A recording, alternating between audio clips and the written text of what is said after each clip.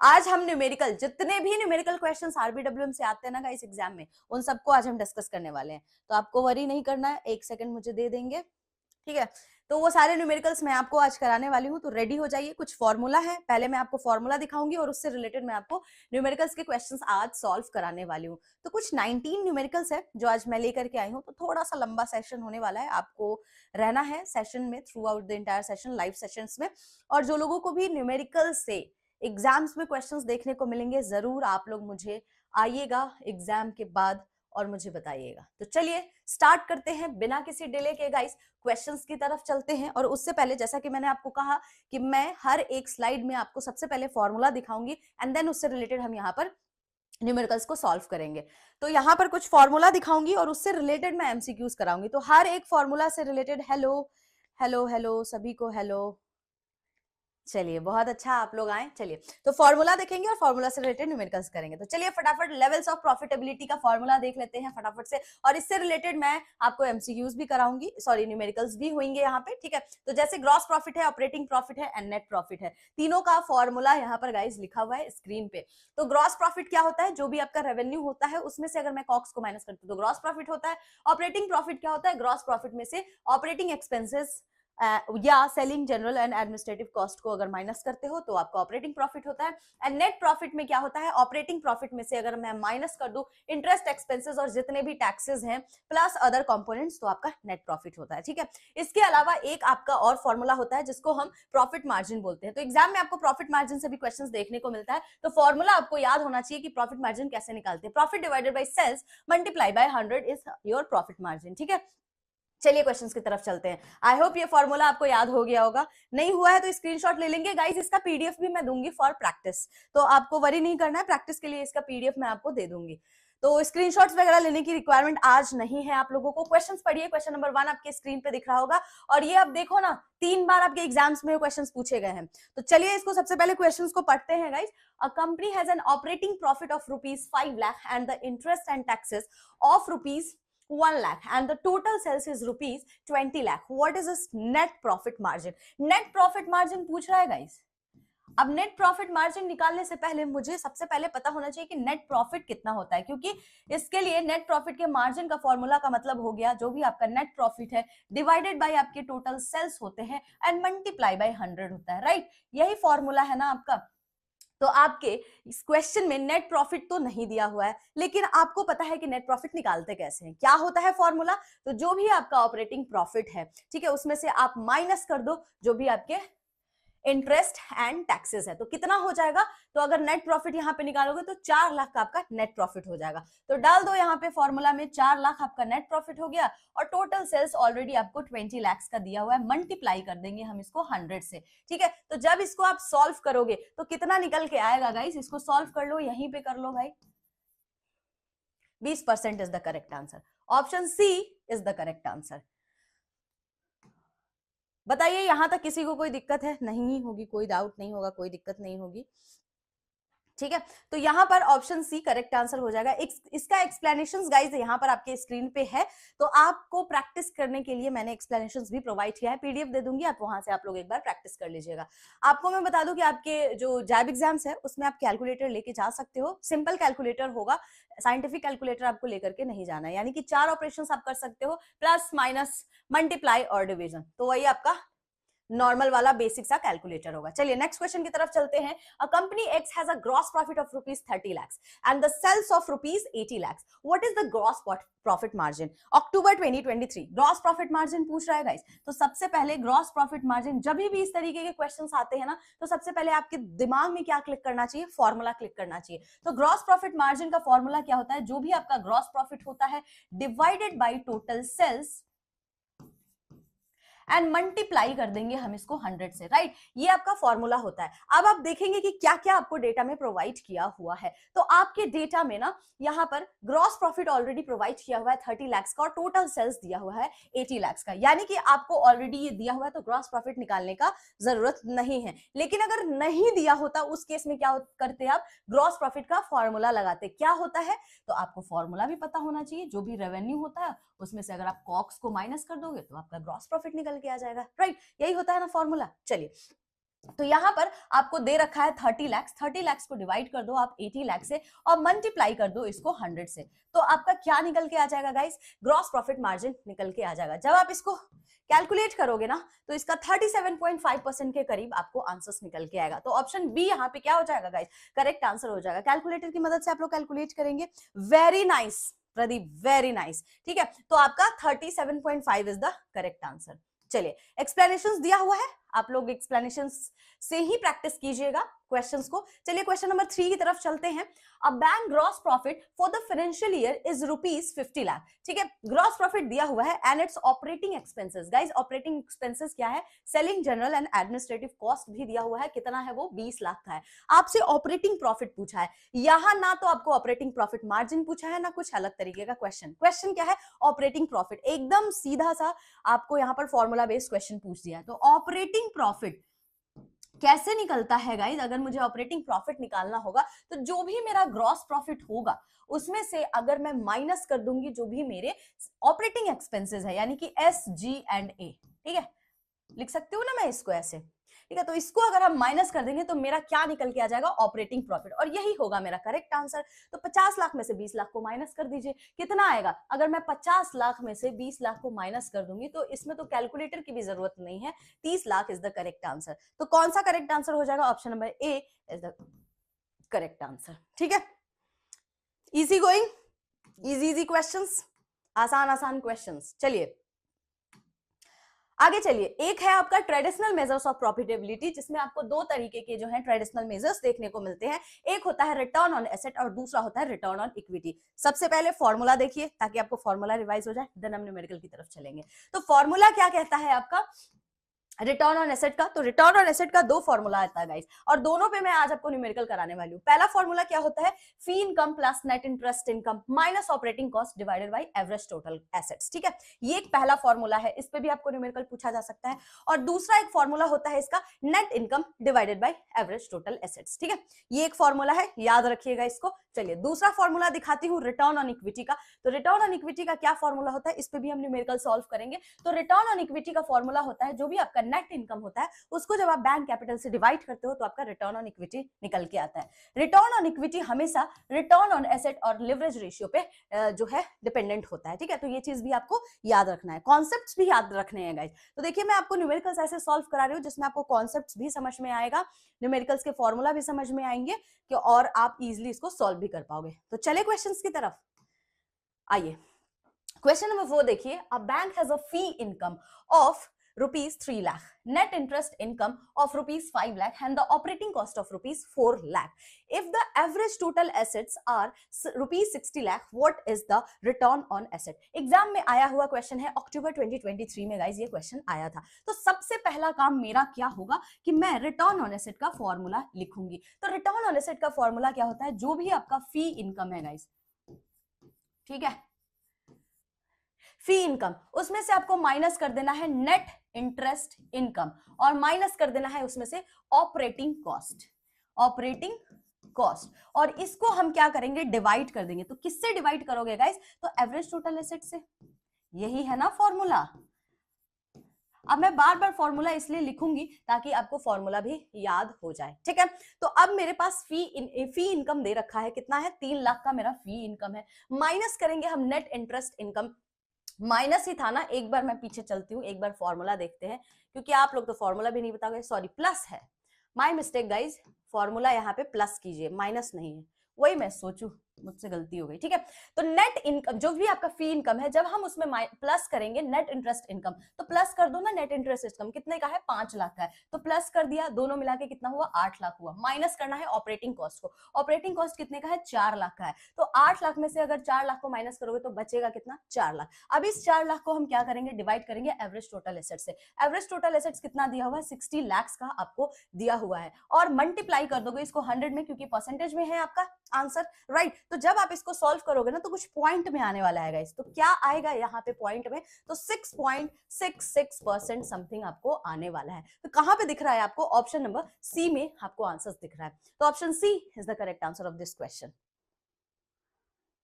ठीक है, चलिए काफी सारे लोग answer, very nice, 6.6 is the correct answer, good. आज आप लोग कैलकुलेशंस कर रहे हैं खुद से, which is a good thing. देखिए यहाँ पर मैंने आपको प्रैक्टिस के लिए यहाँ पर एक्सप्लेनेशंस भी दिया है कि जब आप सॉल्व करोगे क्वेश्चंस तो याद तो रहेगा नहीं मैम ने क्या बताया है, तो मैंने एक्सप्लेनेशंस दे दिया। दूसरा क्वेश्चन देखते हैं दूसरे फॉर्मूला पे, ठीक है। तो a bank has a net income of rupees 10 crore and its average total assets are rupees 200 crore. What is the return on asset? अब मैंने कहा आपको दो फॉर्मूला होता है, तो दूसरा फॉर्मूला मेरा क्या बोलता है रिटर्न ऑन एसेट का? ये बोलता है जो भी आपका नेट इनकम होगा, ठीक है, उसको अगर मैं डिवाइड कर दूंगी एवरेज टोटल एसेट से, तो मेरा क्या निकल के आ जाएगा? रिटर्न ऑन एसेट्स निकल के आ जाएगा। तो बस एज इट इज इसको फॉर्मूला, क्योंकि परसेंटेज में है तो मल्टीप्लाई तो करोगे 100 से, है ना। तो अब आपको डायरेक्ट क्या करना है, 10 करोड़ को डिवाइड कर देना है 200 करोड़ से और मल्टीप्लाई कर देना है 100 से। तो आप इसको सॉल्व कर लो, कितना आ रहा है? 5% इज द करेक्ट आंसर, ठीक है। तो 5 यहां पर क्या हो जाएगा? Option B is the correct answer of this question. बताइए यहां तक किसी को कोई दिक्कत आ रही है? कितना इजी इजी सवाल है ना, गुड, इजी इजी सवाल है। एग्जाम में ऐसे ही क्वेश्चंस आपके पूछे जाएंगे, बट आपका हैंड्स ऑन होना चाहिए और साथ के साथ आपको फॉर्मूला भी याद होना चाहिए गाइस, अगर आप एग्जाम्स में न्यूमेरिकल सॉल्व कर रहे हो। चलिए अब हम देखेंगे रिटर्न ऑन इक्विटी के भी क्वेश्चंस देखेंगे। A bank has a net income of rupees 20 crore, bank assets worth rupees 500 crore and bank capital of rupees 50 crore. What is the return on equity? तो रिटर्न ऑन इक्विटी का गाइस फॉर्मूला क्या होता है? पीछे चलिए एक बार फॉर्मूला देख लेते हैं ताकि कोई कंफ्यूजन किसी को ना रहे। Net income divided by bank capital, this is the formula. आज थोड़ा सा स्लो मेरा स्क्रीन चल रहा है guys, I don't know why, चलिए कोई बात नहीं। Net income divided by bank capital, तो लिखिए यहां पर रिटर्न ऑन इक्विटी का फॉर्मूला क्या होता है? नेट इनकम, और इसको हम क्या करेंगे? डिवाइड कर देंगे, किससे करेंगे गाइस? बैंक के कैपिटल से। डन, बैंक के कैपिटल से करेंगे। तो नेट इनकम क्या है मेरा? 20 करोड़ का है और बैंक का कैपिटल क्या है? 50 करोड़ का है। देखिए बैंक का एसेट्स भी दे दिया है, तो अब क्या होगा ना, जिनको फॉर्मूला नहीं पता होगा वो यहाँ पे हो जाएंगे कंफ्यूज। इट्स बेटर कि आपको फॉर्मूला याद होना चाहिए। बैंक एसेट्स का यहाँ पे कोई काम है ही नहीं, आपको बस दो चीजों की रिक्वायरमेंट है, 20 करोड़ एंड 50 करोड़ का, ठीक है। तो डालेंगे 20 करोड़ 50 करोड़ और मल्टीप्लाई कर देंगे इसको 100 से। तो बस इसको सॉल्व कर दीजिए, कितना आ जाएगा? 40% is the correct answer. Option D is the correct answer guys. Solve कर रहे हैं ना आप लोग खुद से? वेरी नाइस, वेरी नाइस, काफी लोग आंसर्स को सॉल्व कर रहे हैं। तो 40% क्या हो जाएगा यहाँ पे? करेक्ट आंसर हो जाएगा, ठीक है। ऐसे सॉल्व करना है। रिटर्न ऑन एसेट का एक्सप्लेनेशंस आप देख सकते हैं। चलिए आगे चलते हैं। अब हम बात करेंगे capital gain tax. Capital gain tax से भी आपको क्वेश्चंस आता है, short term capital gain, long term capital gain और इंडेक्स कॉस्ट को कैलकुलेट करने के लिए आपको न्यूमेरिकल देखने को मिलता है। तो सबसे पहले आपको फॉर्मूला रिवाइज कराते हैं, फिर न्यूमेरिकल की तरफ चलेंगे। शॉर्ट टर्म कैपिटल गेन कैसे निकालते हैं गाइस? तो जो भी आपका फुल वैल्यू कंसिडरेशन होता है उसको एक्सपेंसेस एनकर्ड फॉर सच ट्रांसफर, यानी कि एक्सपेंसेस जो भी लीगल चार्जेस होते हैं, ब्रोकरेज चार्जेस होते हैं, उसमें से आप माइनस करते हो, minus cost of acquisition minus cost of improvement. What is this full value consideration? This is the selling price of the asset. What is this cost of acquisition? This is the cost price, ठीक है। तो ये formula आपको याद रखना है। दूसरा है लॉन्ग टर्म कैपिटल गेन। कैसे निकालते हैं? तो जो भी आपका फुल वैल्यू कंसिडरेशन होता है उसमें से एक्सपेंसेस को माइनस करते हैं, minus index cost of acquisition and minus index cost of improvement. तो अब सवाल ये आता है कि इंडेक्स कॉस्ट ऑफ एक्विजिशन कैसे निकालेंगे? तो लो, इसका भी फॉर्मूला होता है। इसका फॉर्मूला क्या है? जो भी आपका कॉस्ट ऑफ एक्विजिशन होता है, यानी कि जो भी कॉस्ट प्राइस होगा एसेट का, उसको अगर आप मल्टीप्लाई कर दोगे जो भी कॉस्ट इन्फ्लेशन इंडेक्स CII जिसको बोलते हैं, एवरी ईयर इनकम टैक्स के द्वारा उनके वेबसाइट पे, गवर्नमेंट के द्वारा उनके वेबसाइट पे इसको रिलीज किया जाता है, ठीक है। तो CII of the year in which the asset is transfer, तो जिस ईयर में आपने एसेट को ट्रांसफर किया है उसका CII आपको लिखना होगा और डिवाइड करना पड़ेगा CII of the year in which the asset was first held by the seller, ठीक है। और सिमिलरली आप यहाँ पे इंडेक्स कॉस्ट ऑफ इंप्रूवमेंट भी निकाल सकते हो, जिसके लिए आपको कॉस्ट ऑफ इंप्रूवमेंट को मल्टीप्लाई करना पड़ेगा CII ऑफ द ईयर जिसमें एसेट को ट्रांसफर किया गया था और CII ऑफ द ईयर जिसमें एसेट को इंप्रूव किया गया था। तो ये फॉर्मूला याद रखेंगे आप लोग, PDF दे दूंगी मैं, डोंट वरी, ठीक है। चलिए क्वेश्चंस की तरफ चले, क्या फॉर्मूला आ गया होगा तो क्वेश्चंस की तरफ चलेंगे हम। चलिए, Amit purchased a shop for rupees 6 lakhs in April 2022, ठीक है। He sold it in July 2023 for 9,50,000. He paid rupees 30,000 as a brokerage and 20,000 as a legal charges for the sale. तो calculate the short term capital gain. अब सीधी सी बात है, 2022 में आपने कोई building कोई शॉप को परचेस किया और उसको 2023 में सोल्ड कर रहे हो, तो बेसिकली सीधा सा अगर देखोगे फंडा तो शॉर्ट टर्म की बात की जा रही है, शॉर्ट टर्म कैपिटल गेन है. चलिए सबसे पहले फॉर्मूला लिखते हैं. तो शॉर्ट टर्म कैपिटल गेन का फॉर्मूला होता है full value consideration minus expenses minus cost of acquisition minus cost of improvement, right? This is the formula. तो सबसे पहले तो मैं फॉर्मूला लिखूंगी ना यहाँ पे, ठीक, फॉर्मूला लिखा. अब फुल वैल्यू कंसिडरेशन मैंने कहा था this is called the selling price. तो सेलिंग प्राइस है तो कितने में बेचा गया है गाइस, 9,50,000. डालेंगे यहाँ पे डेटा, ठीक है. माइनस एक्सपेंसेस, एक्सपेंसेस की बात की जा रही है, यानी कि जो भी ब्रोकरेज चार्जेस है और जो भी आपका लीगल चार्जेस लगा है, दोनों को ऐड कर लो तो 30,000 और 20,000 कितने हो गए, 50,000 हो गए. तो 50 से 50 तो यहाँ पे ऐसे कट जाएगा, है ना. माइनस कॉस्ट ऑफ एक्विजिशन की बात की गई, तो कॉस्ट ऑफ एक्विजिशन का मतलब कॉस्ट प्राइस की बात की जा रही है, तो 6 लाख का आपका कॉस्ट प्राइस है. तो 9 में से 6 को माइनस कर दो ना, कॉस्ट ऑफ इंप्रूवमेंट तो कुछ दिया ही नहीं है, दिया होता तो यहाँ पे उसको भी माइनस कर देते. तो क्या हो जाएगा इसका करेक्ट आंसर, इसका करेक्ट आंसर हो जाएगा 3 लाख. समझ में आ रहा है आप लोगों को? Option A is the correct answer. Yes ma'am, good, समझ में आना चाहिए आप लोगों को. चलिए, तो ऑप्शन ए यहाँ पे क्या हो जाएगा गाइस, करेक्ट आंसर हो जाएगा इस क्वेश्चन का.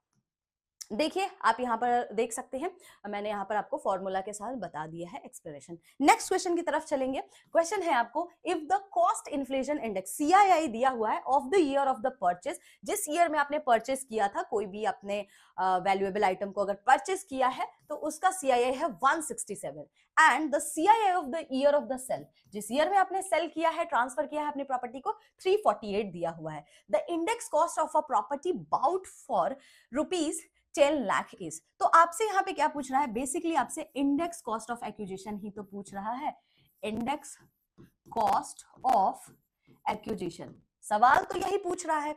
तो इसके लिए मेरे पास क्या क्या होना चाहिए, तो मेरे पास सबसे पहले तो कॉस्ट ऑफ एक्विजिशन होना चाहिए, यानी कि मेरे पास कॉस्ट प्राइस होना चाहिए. इसको मल्टीप्लाई करेंगे CII ऑफ द ईयर, जिस ईयर में ट्रांसफर किया गया है, सेल किया गया है, और डिवाइडेड बाई CII जिस ईयर में आपने परचेस किया था. ठीक है, तो अब देखिए यहाँ पर फॉर्मूला क्या बनेगा, जो भी है आपका 10 लाख, 10 लाख को आप यहाँ पे लिखोगे, मल्टीप्लाई कर दोगे 348 और डिवाइड कर दोगे इसको 167.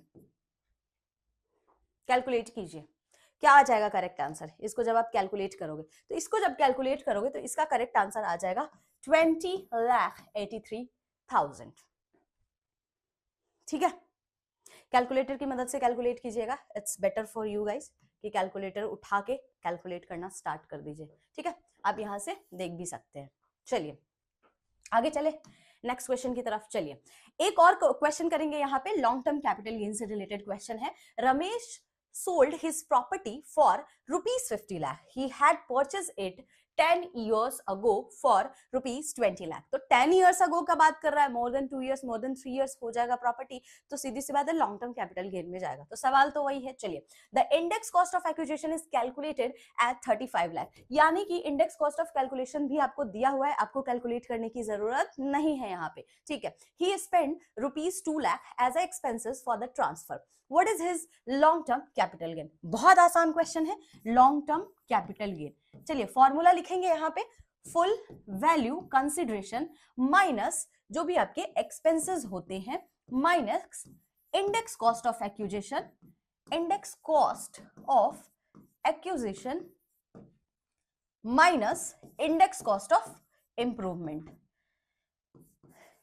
Cost of improvement. This is the formula. अब आपको क्या करना है, सीधा फॉर्मूला में डेटा को पुट करना है. तो फॉर्मूला देखेंगे, full value consideration, what is the selling price, कितने में प्रॉपर्टी को सोल्ड किया गया है, 50 लाख. तो 50 लाख लिखेंगे, अब माइनस कीजिए, he had a purchase it 10 years ago for ₹20 lakh. इसको तो कोई काम ही नहीं है. The index cost of acquisition, index cost of acquisition क्या लिखा हुआ है, 35 लाख. यहाँ पे 35 लाख डालिए आप. He spend 2 lakh as a expenses, तो 2 लाख यहाँ पे डाल देंगे. ठीक है, फॉर द ट्रांसफर। तो what is the long term capital gain? तो यहाँ पर इंडेक्स कॉस्ट ऑफ इंप्रूवमेंट लिखा नहीं है, जब लिखा नहीं है तो बनाना नहीं है, इसको कैलकुलेट नहीं करना है, तो इतने को आपको सॉल्व कर लेना है। तो सॉल्व कीजिए, कितना आएगा, इसको सॉल्व कर सकते हैं आप लोग, या ये भी मैं आपको सॉल्व करके दूं?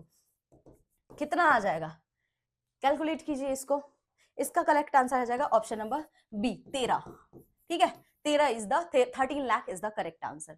थोड़ा स्लो चल रहा है गाइस, मुझे समझ नहीं आ रहा है मैं क्या लिख रही हूँ, मुझे ही नहीं समझ में आ रहा है। चलो कोई नहीं, आप लोगों को भी ऐसा लग रहा है क्या कि मैं स्लो लिख रही हूँ, या मैं पहले लिख रही हूँ बाद में स्क्रीन पे दिख रहा है, ऐसा कुछ हो रहा है क्या गाइस?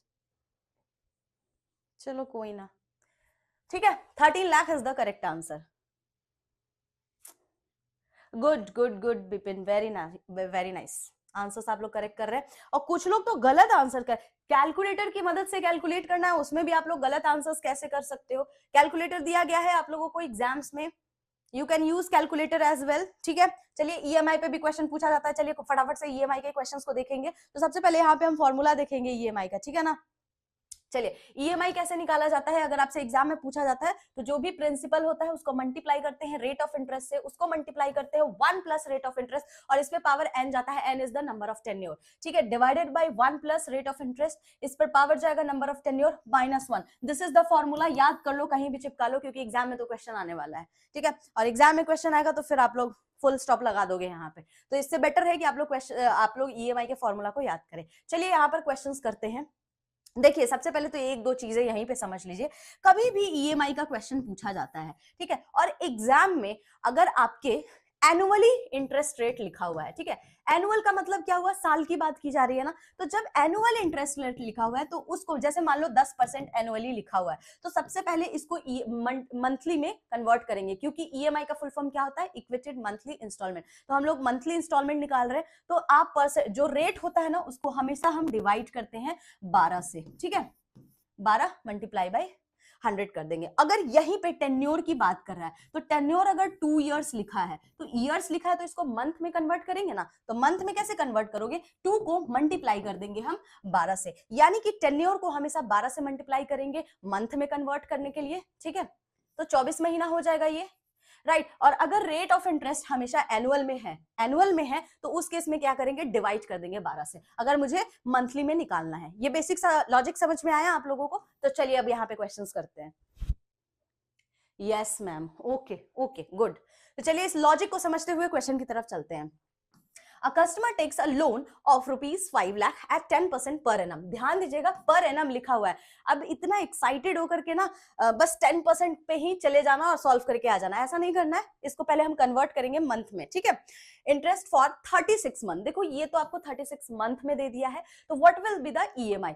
ईएमआई पूछ रहा है, और ये मई 2025 में इस तरीके का, ये मेमोरी बेस्ड क्वेश्चन है गाइस, तो इस तरीके के क्वेश्चंस पूछे गए थे। तो सबसे पहले ईएमआई का हम फॉर्मूला लिखेंगे ना, principal into rate into 1 plus rate, इस पर पावर n जाएगा, एंड गाइस आप लोग भी फॉर्मूला बता सकते हो चैट सेक्शंस में, minus divided by 1 plus r। ठीक है, चलो डिवाइडेड बाय 1 प्लस r, इस पर पावर n और -1, यही है ना फॉर्मूला, कि कुछ और फॉर्मूला है? पीछे चले, यही है, करेक्ट फॉर्मूला है, this is the correct formula. Now it's time कि सबसे पहले मैं रेट को कन्वर्ट करूंगी, किस में, रेट को मुझे कन्वर्ट करना है मंथ में, क्योंकि यहाँ पर एनुअल लिया हुआ है, तो 10% को डिवाइड करेंगे 12 से, और परसेंटेज है मल्टीप्लाई करते हैं हम यहाँ पर, सॉरी यहाँ पे नहीं करेंगे मल्टीप्लाई, 10% है ना, यहाँ पे कर दो।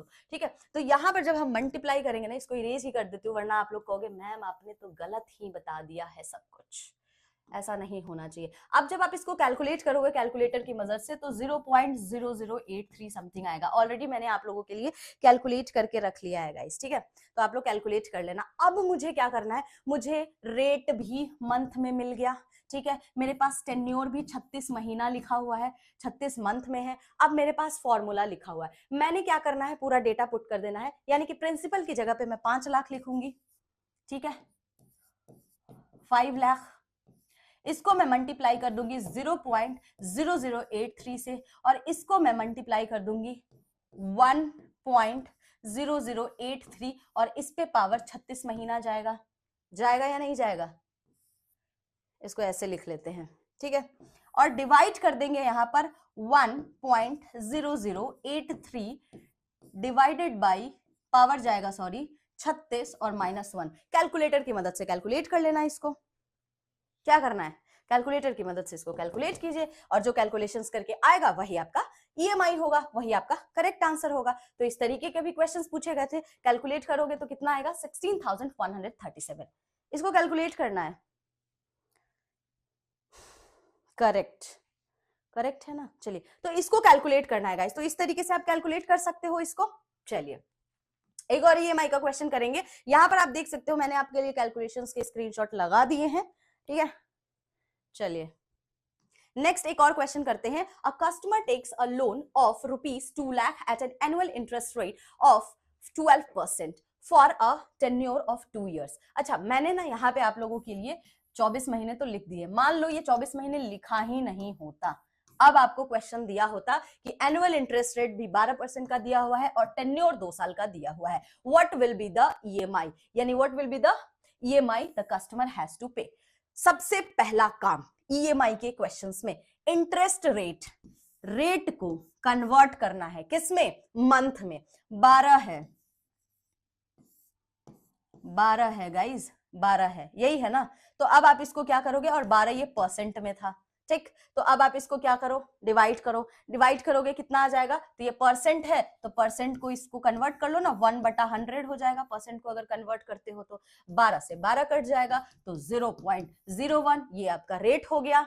जब रेट आ गया, अब टेन्योर आपको 2 इयर्स दिया हुआ है, तो टेन्योर 2 इयर्स का क्या मतलब है, मैंने कहा कि टेन्योर अगर आपको ईयर्स में है तो हमेशा मंथ में कन्वर्ट करने के लिए मैं 12 से मल्टीप्लाई कर दूंगी, तो क्या हो जाएगा 24 महीना हो जाएगा। दिस इज योर 24 मंथ, ठीक है। अब मेरे पास आ गया है, मंथ में सारी चीजें आ चुकी हैं, क्या क्या आ गया है, मेरे पास रेट आ चुका है, मेरे पास टेन्योर आ चुका है, दोनों चीजें आ चुकी है। नाउ इट्स टाइम कि ईएमआई का फॉर्मूला मैं यहाँ पे पुट करूं और क्वेश्चन का आंसर निकालो। तो चलिए इसको थोड़ा सा मैं इरेज करती हूँ और हम यहाँ पर ईएमआई का फॉर्मूला लिखते हैं। मैं बार बार फॉर्मूला इसलिए लिख रही हूं ताकि आप लोगों को याद हो जाए। P into R into 1 plus r इस पर पावर जाएगा n divided by 1 plus r इस पर power n -1। This is the formula. Now हम यहाँ पे डेटा को पुट करेंगे, तो जब डेटा को पुट करेंगे तो प्रिंसिपल मेरा कितना है, 2 लाख का है। तो सबसे पहले तो मैं यहाँ पे 2 लाख लिखूंगी, मल्टीप्लाई मैंने रेट निकाला था, कितना निकल के आया था 0.01, ठीक है। अब 1 प्लस रेट है तो इसको मैं डायरेक्ट ऐसे भी तो लिख सकती हूँ ना, 1.001 लिख सकते हैं कि नहीं। ज्यादा जीरो लग गया क्या गाइस, हाँ एक सेकंड देना मेरे को, इरेज करने दो। एक ही जीरो आएगा ना, यहाँ भी एक ही जीरो आएगा। ये सब कैलकुलेशंस में ना छोटी छोटी मिस्टेक्स होंगी तो उसको ध्यान में रखिएगा, ठीक है। तो यहां पर क्या हो जाएगा 1.01, राइट, और इस पे पावर n है तो n मैंने कितना निकाला था 24 महीना, तो 24 हो जाएगा ना ऊपर। चलो ध्यान से क्वेश्चंस को देखिए। अब अगेन 1.01 इस पर पावर 24 -1। चलो इसको सॉल्व करो कैलकुलेटर की मदद से। अब आप जब इसको सॉल्व करोगे तो कितना आएगा, तो मैंने तो कैलकुलेशन कर रखा है सॉल्व करके, आपने भी कैलकुलेशंस कर लेना है। 9455 इज द करेक्ट आंसर। इतने सारे लोग आए हैं लेकिन जवाब कोई नहीं देता है, चलो कोई बात नहीं, ठीक है। मैंने ऑलरेडी आप लोगों के लिए सॉल्व कर दिया है, आप लोगों को डाउट होगा तो पूछिएगा। चलिए अब बात करते हैं टाइम वैल्यू ऑफ मनी में एन्यूटीज से क्वेश्चन पूछे जाते हैं। तो एन्यूटीज में भी हमने 2 तरीके के एन्यूटीज देखे थे, राइट। एक था आपका ऑर्डिनरी एन्यूटी और एक था एन्यूटी ड्यू। तो मैंने आपको इसमें शॉर्ट ट्रिक क्या बताया था कि अगर ऑर्डिनरी एन्यूटी की बात की जा रही है तो एंड ऑफ द मंथ की बात की जा रही है, और एन्यूटी ड्यू की बात की जा रही है तो बिगिनिंग ऑफ द मंथ की बात की जा रही है, स्टार्ट ऑफ द मंथ। अब दोनों का फॉर्मूला अलग अलग होता है ना। देखिए ऑर्डिनरी एन्यूटी का क्या फॉर्मूला होता है, जो भी आपका फ्यूचर, अगर मुझे फ्यूचर वैल्यू निकालने के आ रहा है ऑर्डिनरी एन्यूटी का, तो यहां पर जो भी एन्यूटी होगा उसको मल्टीप्लाई करेंगे किससे, 1 प्लस रेट ऑफ इंटरेस्ट इस पर पावर जाएगा number of tenure -1 divided by आपका इंटरेस्ट रेट होता है, ठीक है। अब मैं इतना हटा दूं, अगर ये चीज अगर मैं पोर्शन हटा दूं, ये हटा दो, ये अभी आप बिल्कुल मत देखो, इसको बिल्कुल हटाते हैं। अब बताओ ये फॉर्मूला और ये फॉर्मूला सेम लग रहा है कि नहीं, दोनों ही सेम फॉर्मूला है। तो आपको इतना तो पता हो गया कि एक बार अगर ऑर्डिनरी एन्यूटी का फॉर्मूला याद कर लोगे तो आपका ये वाला इतना पोर्शन का फॉर्मूला तो एन्यूटी ड्यू में भी आता है। एक्स्ट्रा इसमें क्या आ जाता है, तो एक्स्ट्रा इसमें आ जाता है आपका 1 प्लस रेट ऑफ इंटरेस्ट, ठीक है। तो अगर आपसे पूछता है बिगिनिंग ऑफ द मंथ में, तो जो आपका ऑर्डिनरी एन्युटी का फॉर्मूला है उसमें मल्टीप्लाई कर देंगे हम 1 प्लस रेट ऑफ इंटरेस्ट से, तो एन्युटी ड्यू निकल के आ जाएगा। फॉर्मूला याद रखिएगा क्योंकि एग्जाम में क्वेश्चंस आ रखे हैं इससे, ठीक है ना। एग्जाम में क्वेश्चन आया है, तो चलिए क्वेश्चंस की तरफ चलते हैं। एक बार फॉर्मूला देख लीजिए यहाँ पे, चलिए आइए क्वेश्चंस को पढ़िए। Ravi invest 5000 at the end of the every year. Question में लिख दिया है end of the every year, यानी कि ऑर्डिनरी एन्युटी आपको निकालना है for 3 years in a scheme that gives 10% annual interest. What will be the future value of his annuity at the end of the 3 years? अगर question ऐसा है, देखिए दो तरीके के एग्जामिनर क्वेश्चन पूछता है। एक तो डायरेक्ट यहाँ पे लिख देता कि ऑर्डिनरी एन्युटी बताओ, ठीक है। एक आपको क्या लिख दिया है, एक हिंट दे दिया है कि एंड ऑफ द ईयर की बात कर रहा है। तो आप याद करोगे कि गरिमा मैम ने बताया था कि एंड ऑफ द ईयर की बात करें तो ऑर्डिनरी एन्युटी का फॉर्मूला लगाना है। तो अब हमें क्या करना है, जब फ्यूचर वैल्यू पूछ ही रहा है ऑर्डिनरी एन्युटी तक का, तो क्या हो जाएगा, ए यानी कि ए इज द एन्युटी, इसको मल्टीप्लाई करेंगे। गाइस फॉर्मूला आप लोग भी चैट सेक्शंस में लिख सकते हैं, मैं इतनी 1 प्लस आई, आप लोग हेल्प करेंगे फॉर्मूला में, मुझे एक सेकंड दीजिए, है ना, याद करेंगे ना आप लोग। -1 और divided by i, this is the formula, right. यही फॉर्मूला है ना, a is the annuity, 1 plus i, i is the rate of interest, -1 और डिवाइडेड बाई आपका क्या हो जा रहा है, रेट ऑफ इंटरेस्ट हो जा रहा है। नाउ इट्स टाइम कि हम सबसे पहले यहाँ पर एन्युटी देख ले। तो एन्युटी कितना है, 5000 का दे रहा है, तो लिखो ना यहाँ पे data 5000, this is the 5000, multiply कर दो 1 प्लस आई, तो आई कितना है गाइस, 10% है। क्या 10% को मैं 0.1 लिख सकती हूँ, बिल्कुल लिख सकते हैं। तो 1 प्लस 0.1 कितना हो जाएगा गाइस, 1.1, राइट। और माइनस क्या लिखा है, 1 लिखा है, तो इसको यहां पे ऐसे माइनस कर लेंगे। ये अलग से -1 था, एक सेकंड दीजिए मुझे, रुक जाओ, वेट।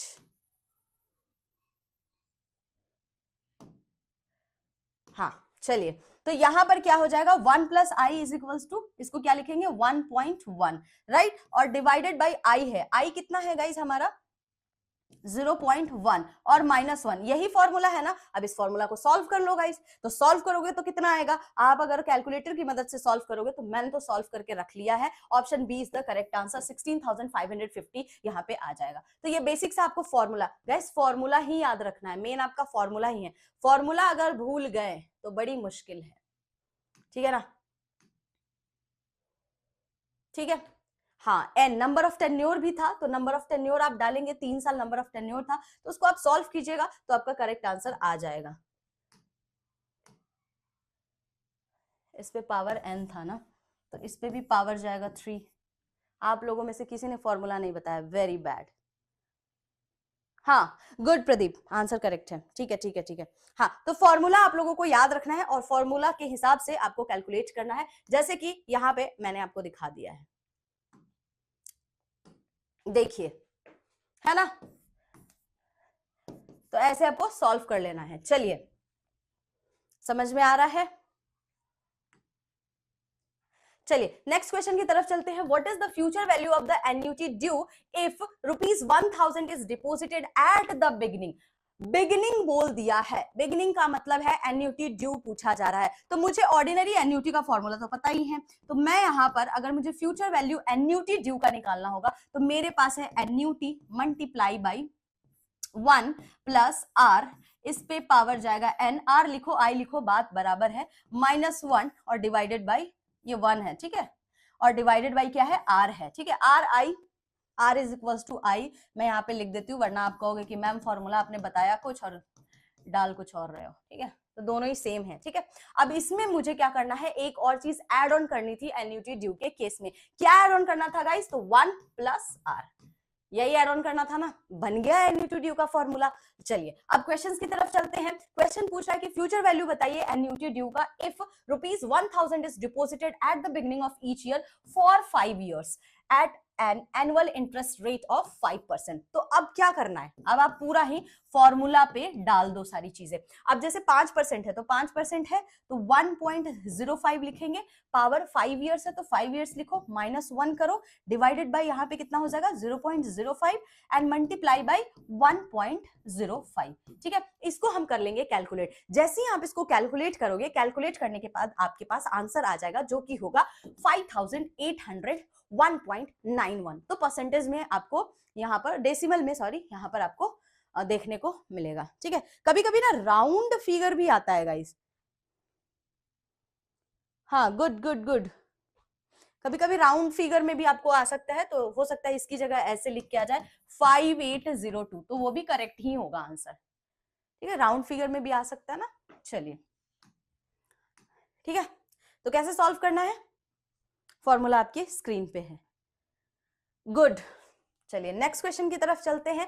और नेक्स्ट क्वेश्चन जो है आपका फ्यूचर वैल्यू से है, तो इससे भी आपके एग्जाम में क्वेश्चन पूछा जाता है। तो फ्यूचर वैल्यू कैसे निकालते हैं गाइस, तो फ्यूचर वैल्यू को निकालने के लिए मेरे पास सबसे पहले क्या होना चाहिए, प्रेजेंट वैल्यू होना चाहिए। प्रेजेंट वैल्यू को जब हम मल्टीप्लाई करते हैं 1 प्लस आर और उस पे पावर जब नंबर ऑफ टेन्योर जाता है तो जाकर के मेरा फ्यूचर वैल्यू निकल के आता है। फॉर्मूला सारा याद रखना है, फॉर्मूला के साथ कोई कॉम्प्रोमाइज नहीं गाइस, क्योंकि फॉर्मूला नहीं याद रहेगा एग्जाम में क्वेश्चन नहीं बनेंगे न्यूमेरिकल के। ठीक है, तो चलिए आगे चलते हैं, क्वेश्चन देखते हैं। What will be the future value of ₹1000 invested at 10% interest for 2 years। तो चलो यहाँ पे फ्यूचर वैल्यू पूछा है, तो फ्यूचर वैल्यू निकालने का मेरे पास फॉर्मूला क्या है, प्रेजेंट वैल्यू को मैं मल्टीप्लाई कर दूंगी 1 प्लस रेट ऑफ इंटरेस्ट और इस पे पावर जा रहा है नंबर ऑफ टेन्योर। क्या यही है फॉर्मूला? याद करो, आप लोग मेरे साथ साथ चैट सेक्शंस में फॉर्मूला भी लिखोगे ताकि आपको खुद भी याद हो जाए। यही फॉर्मूला है। चलिए आइए, अब यहां पर प्रेजेंट वैल्यू मेरे को 1000 दे रखा है, तो चलो भाई 1000 लिख लेते हैं। 10% अगर इंटरेस्ट दिया हुआ है, रेट ऑफ इंटरेस्ट है, तो क्या मैं इसको 1.1 लिख सकती हूँ? बिल्कुल लिख सकती हूँ, है ना। 1 को आप रेट ऑफ इंटरेस्ट से ऐड करोगे और पावर n जा रहा है guys, n is your 2, tenure क्या है 2 है, तो यहां पर मैं क्या करूंगी, 1000 को 1.21, 11 का स्क्वायर क्या होता है 121, डेसिमल आपको पता है कि कैसे आपको शिफ्ट करना है। अब इसको सॉल्व करेंगे तो कितना निकल के आएगा गाइस, 1210, यही निकल के आएगा ना। अच्छा, एग्जाम में क्वेश्चन आपको अपोजिट भी पूछा जा सकता है, यानी कि फ्यूचर वैल्यू दे देगा और प्रेजेंट वैल्यू निकालने को पूछ लेगा। जैसे अभी फ्यूचर वैल्यू मान लो 1210 है, ठीक है, आपका रेट ऑफ इंटरेस्ट सेम है 10% और नंबर ऑफ टेन्योर्स 2 है, तो प्रेजेंट वैल्यू पूछेगा। तो क्या इस फॉर्मूला को उलट के आप आंसर्स नहीं निकाल सकते हो? तो आपसे यहाँ पर फ्यूचर वैल्यू भी पूछा जा सकता है और प्रेजेंट वैल्यू भी, तो फॉर्मूला आपको याद रखना है। हाँ ma'am, very nice, good good guys. ठीक है, तो आपको याद रखना है, दोनों तरीके के क्वेश्चंस आपको यहाँ पे देखने को मिल सकते हैं। एक कंपाउंडिंग से रिलेटेड भी गाइस क्वेश्चन आता है। कंपाउंडिंग का मतलब तो आप लोगों को मैंने पहले भी बताया था, इंटरेस्ट के ऊपर आपको यहाँ पर इंटरेस्ट मिलता है और जितना फ्रिक्वेंटली आप कंपाउंडिंग करते हो ना, उतना फास्टर आपका मनी ग्रो करता है। तो यहाँ पर आप देख सकते हो कि 3 फॉर्मूला आपको लिखा हुआ है। एक एनुअली का फॉर्मूला लिखा हुआ है, प्रिंसिपल इंटू 1 प्लस आर, इस पे पावर कर दो गाइस n, ठीक है, नंबर ऑफ टेन्योर है ये। और क्वार्टरली के हिसाब, अगर क्वार्टरली पूछेगा तो r को डिवाइड करेंगे 4 से और यहाँ पर भी आपका पावर में 4 ही जाएगा, 4n कर लो इसको ऐसे, और सिमिलरली मंथली का भी ऐसे ही निकलेगा। तो ये आपका फॉर्मूला है। तो चलिए ना एक क्वेश्चन करते हैं इस पे कि if ₹100 is deposited at 5% compound interest per year, what is the value after 2 years। पूछ रहा है यहाँ पर कि 2 साल के बाद क्या वैल्यू होगी। तो एनुअली यहाँ पर पूछा जा रहा है, कंपाउंडिंग की बात की जा रही है। मैंने बताया कि प्रिंसिपल इंटू 1 प्लस आर और इस पे पावर n जाता है, ठीक है, एकदम जैसे फ्यूचर वैल्यू हमने निकाला था वैसे यहाँ पे कंपाउंडिंग भी निकालते हैं। तो यहाँ पर आप देखो, सबसे पहले प्रिंसिपल की बात कर लेते हैं। 100 रुपीज है आपका प्रिंसिपल, रेट ऑफ इंटरेस्ट हो जाएगा 1.05 और इस पे पावर हो जाएगा 2। इसको आप कर लेंगे सॉल्व, करेंगे ना सॉल्व इसको, तो 110 पॉइंट समथिंग आएगा, ठीक है, यानी कि 110.25 आएगा।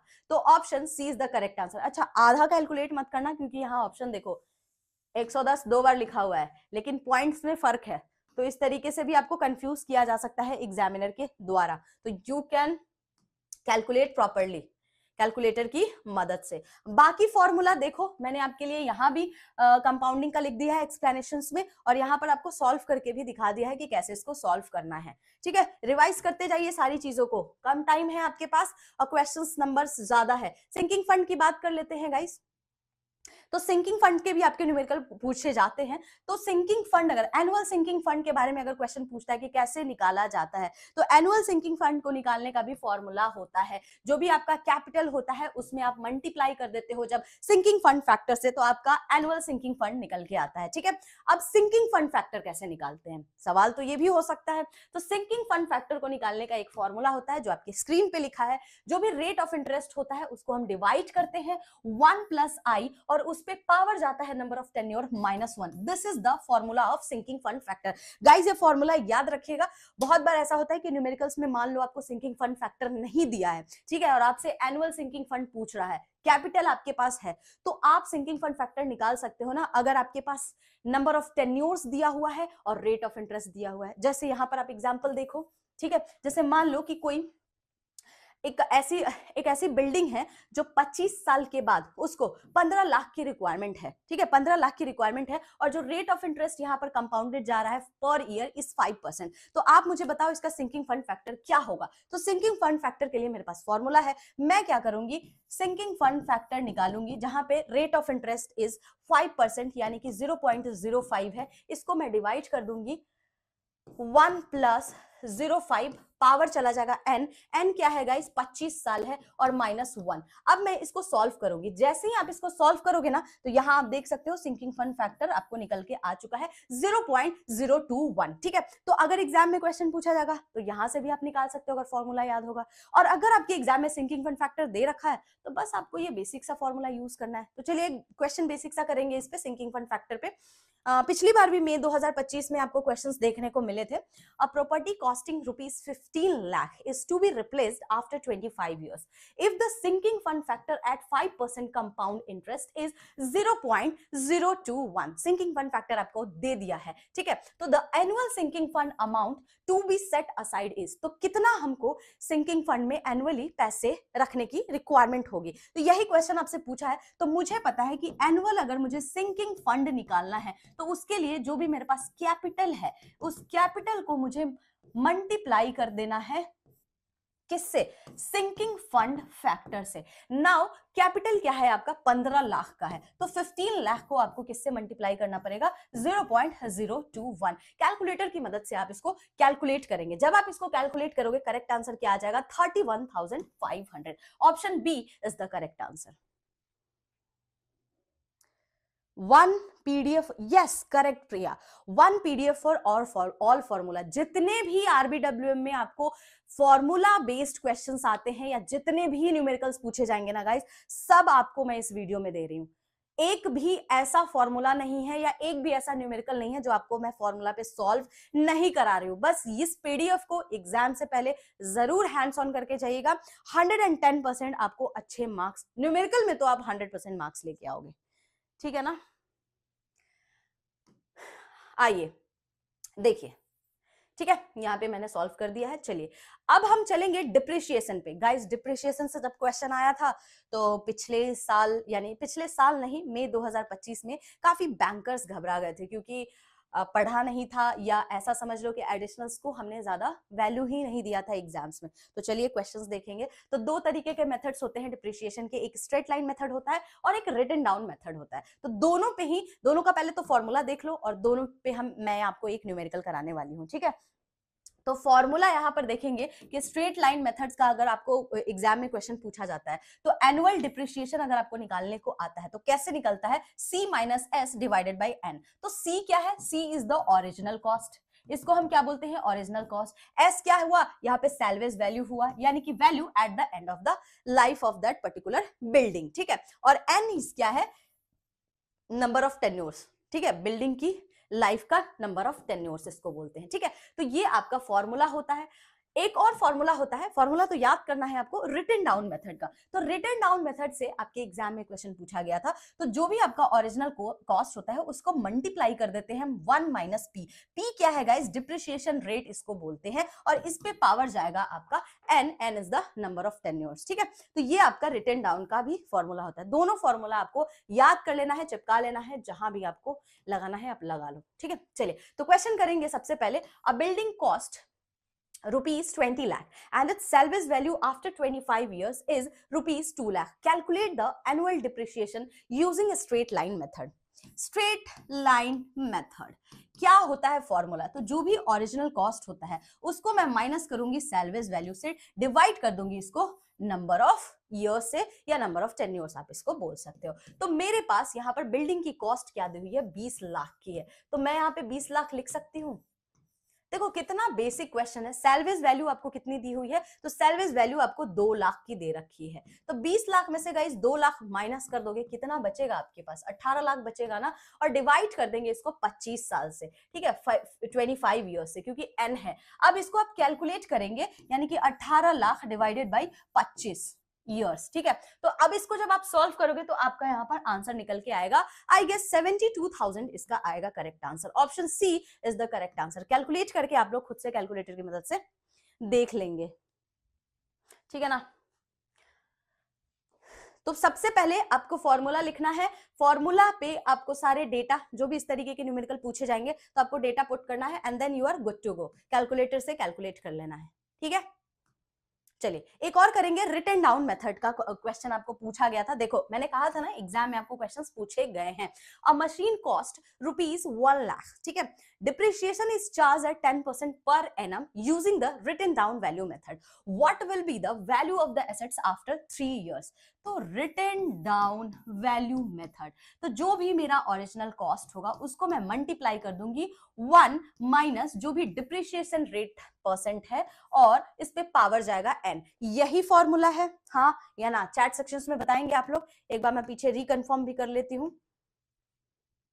करेक्ट, 110% करेक्ट फॉर्मूला है, ठीक है। चलिए नाउ अब मेरे पास ओरिजिनल कॉस्ट क्या दे रखा है? 1 लाख तो दे रखा है, तो चलो मैं डेटा लिखती हूं यहाँ पे। अब इसको मल्टीप्लाई करना है 1 माइनस पी। पी क्या है आपका? 10% है। क्या 10% को मैं 0.1 लिख सकती हूँ क्या गाइस? लिख सकती हूँ ना? चलो 0.1 लिख लो, है, ठीक है। और इस पे पावर कितना जा रहा है गाइस? एन। एन कितना है? 3 years का है। क्या आप इसको सॉल्व कर सकते हो? कर सकते हैं, नहीं कर सकते हैं? इसको कीजिए, सॉल्व कीजिए, फिर कर सकते हैं तो, और सॉल्व करके बताइए इसका करेक्ट आंसर क्या होगा।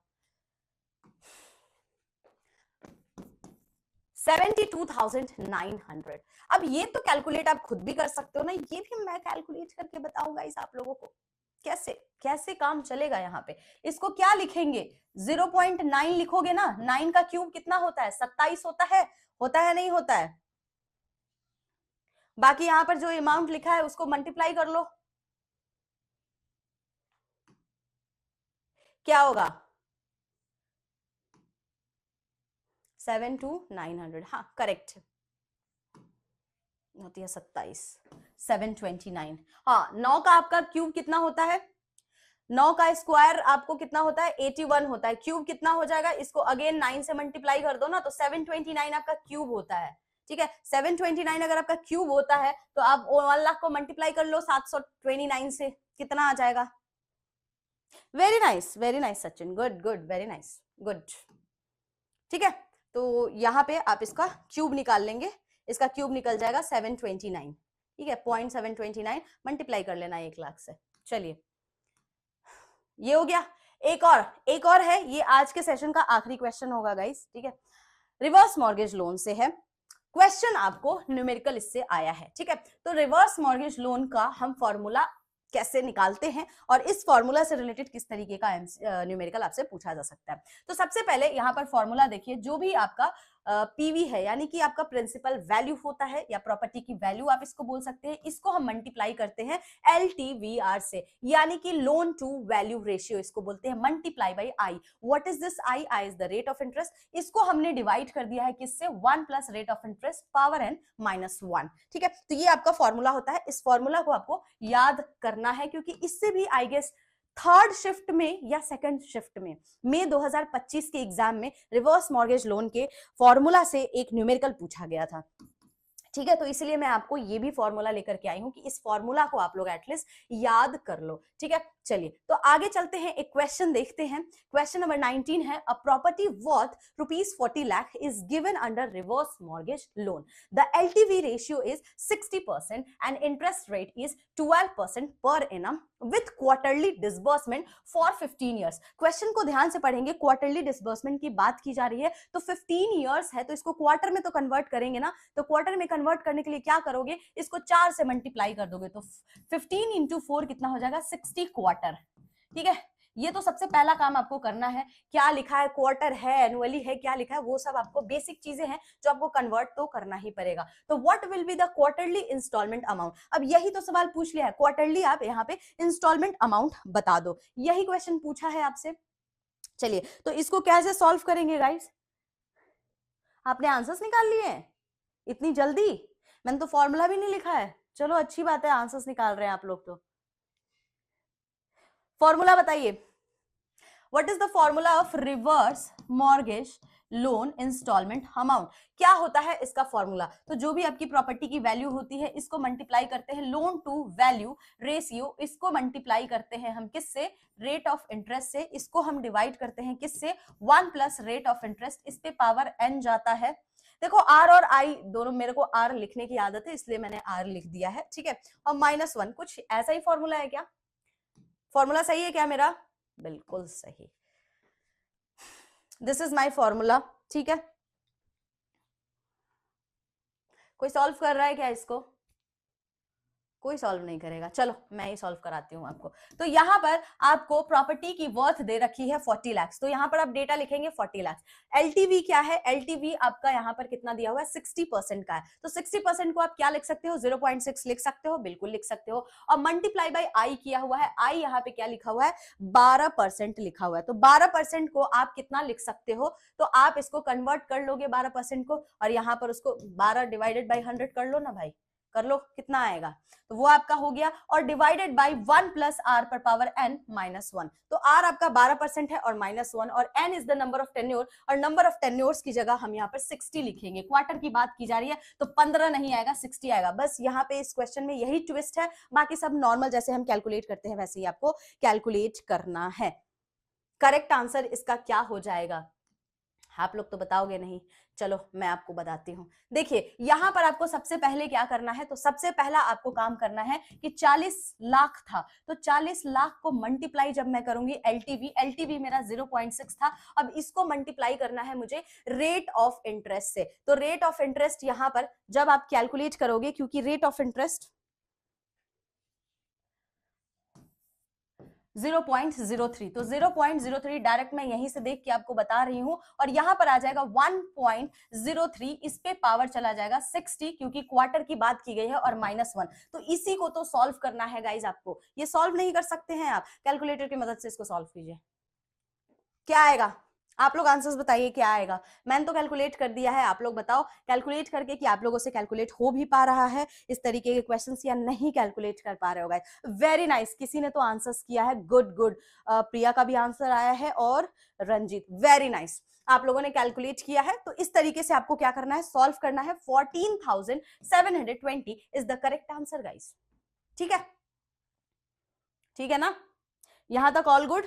चलिए अब ये जितने भी 19 क्वेश्चंस मैंने अभी आपको कराए हैं, ठीक है, अब इस 1900 क्वेश्चन को आपको प्रैक्टिस करना है एग्जाम से पहले। देखिए गाइस, मैंने हर एक फॉर्मूला पे आपको क्वेश्चन कराया है, न्यूमेरिकल क्वेश्चन कराया है, नाउ इट्स योर टाइम कि आप इन सारे क्वेश्चंस पे हैंड्स ऑन करो, एक्सप्लेनेशंस के साथ प्रोवाइड कर रही हूं, और क्या चाहिए। अगर आप मेरा वीडियो नहीं भी देख रहे हो तो पीडीएफ में आज आपको प्रोवाइड कर रही हूं, ताकि आप खुद से इस सारे क्वेश्चंस को सॉल्व करो। देखो मेरा तो प्रैक्टिस हो रखा है, तो मैं तो आपको ऐसे आंसर्स बता दूंगी, लेकिन आपके लिए जरूरी है कि आपको फॉर्मूला याद होना चाहिए, फॉर्मूला के साथ साथ कैलकुलेटर पे हैंड्स ऑन कर लेना है, ठीक है, क्योंकि कैलकुलेटर से भी लोग गलत कैलकुलेट करते हैं, तो ये चीज आप लोग ध्यान रखिएगा। कैसी गई आप लोगों के आईआईएफएस की पेपर गाइस, जो लोग भी देकर के आए हैं फर्स्ट शिफ्ट, जरूर आप लोग सेशन को ज्वाइन कीजिएगा जिन्होंने फर्स्ट शिफ्ट दिया होगा, और आप मुझे प्लीज बताइएगा कि वेदर आप लोगों के एग्जाम्स अच्छे गए हैं या नहीं गए हैं, किस तरीके के क्वेश्चंस आए थे, टेक्निकल था क्या था,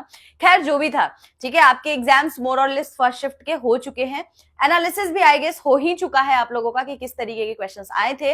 अब नाउ जो सेकंड और थर्ड शिफ्ट में पेपर देने जा रहे हैं उनको मैं क्लियरली बता दूं कि आप लोग एनालिसिस देख करके जाना, ठीक है, पहली चीज। एंड दूसरी चीज, पैनिक मत कीजिएगा क्योंकि आपने जो पढ़ा है सफिशिएंट है एग्जाम देने के लिए, ठीक है, तो ज्यादा पैनिक नहीं करना है।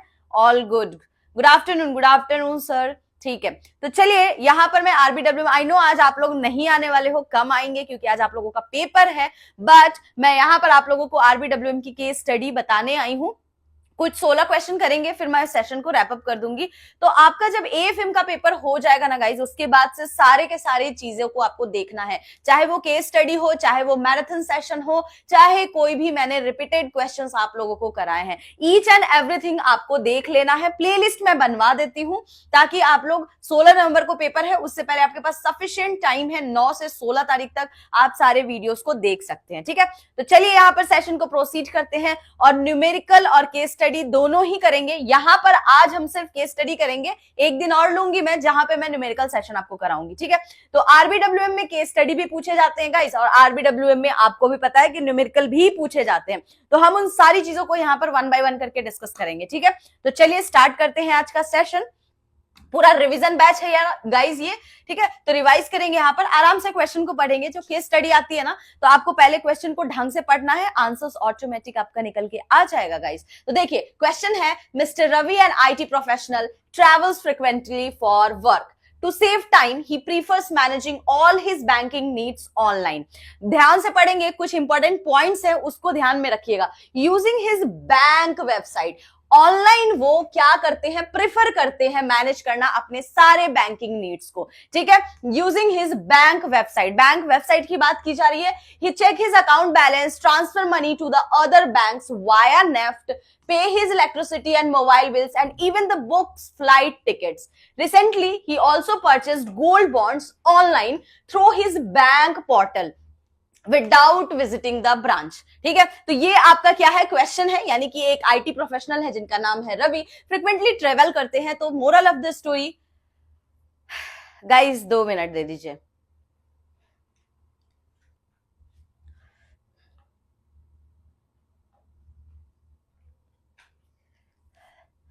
पावर कट हो गई है, 2 सेकंड दे देंगे मुझे।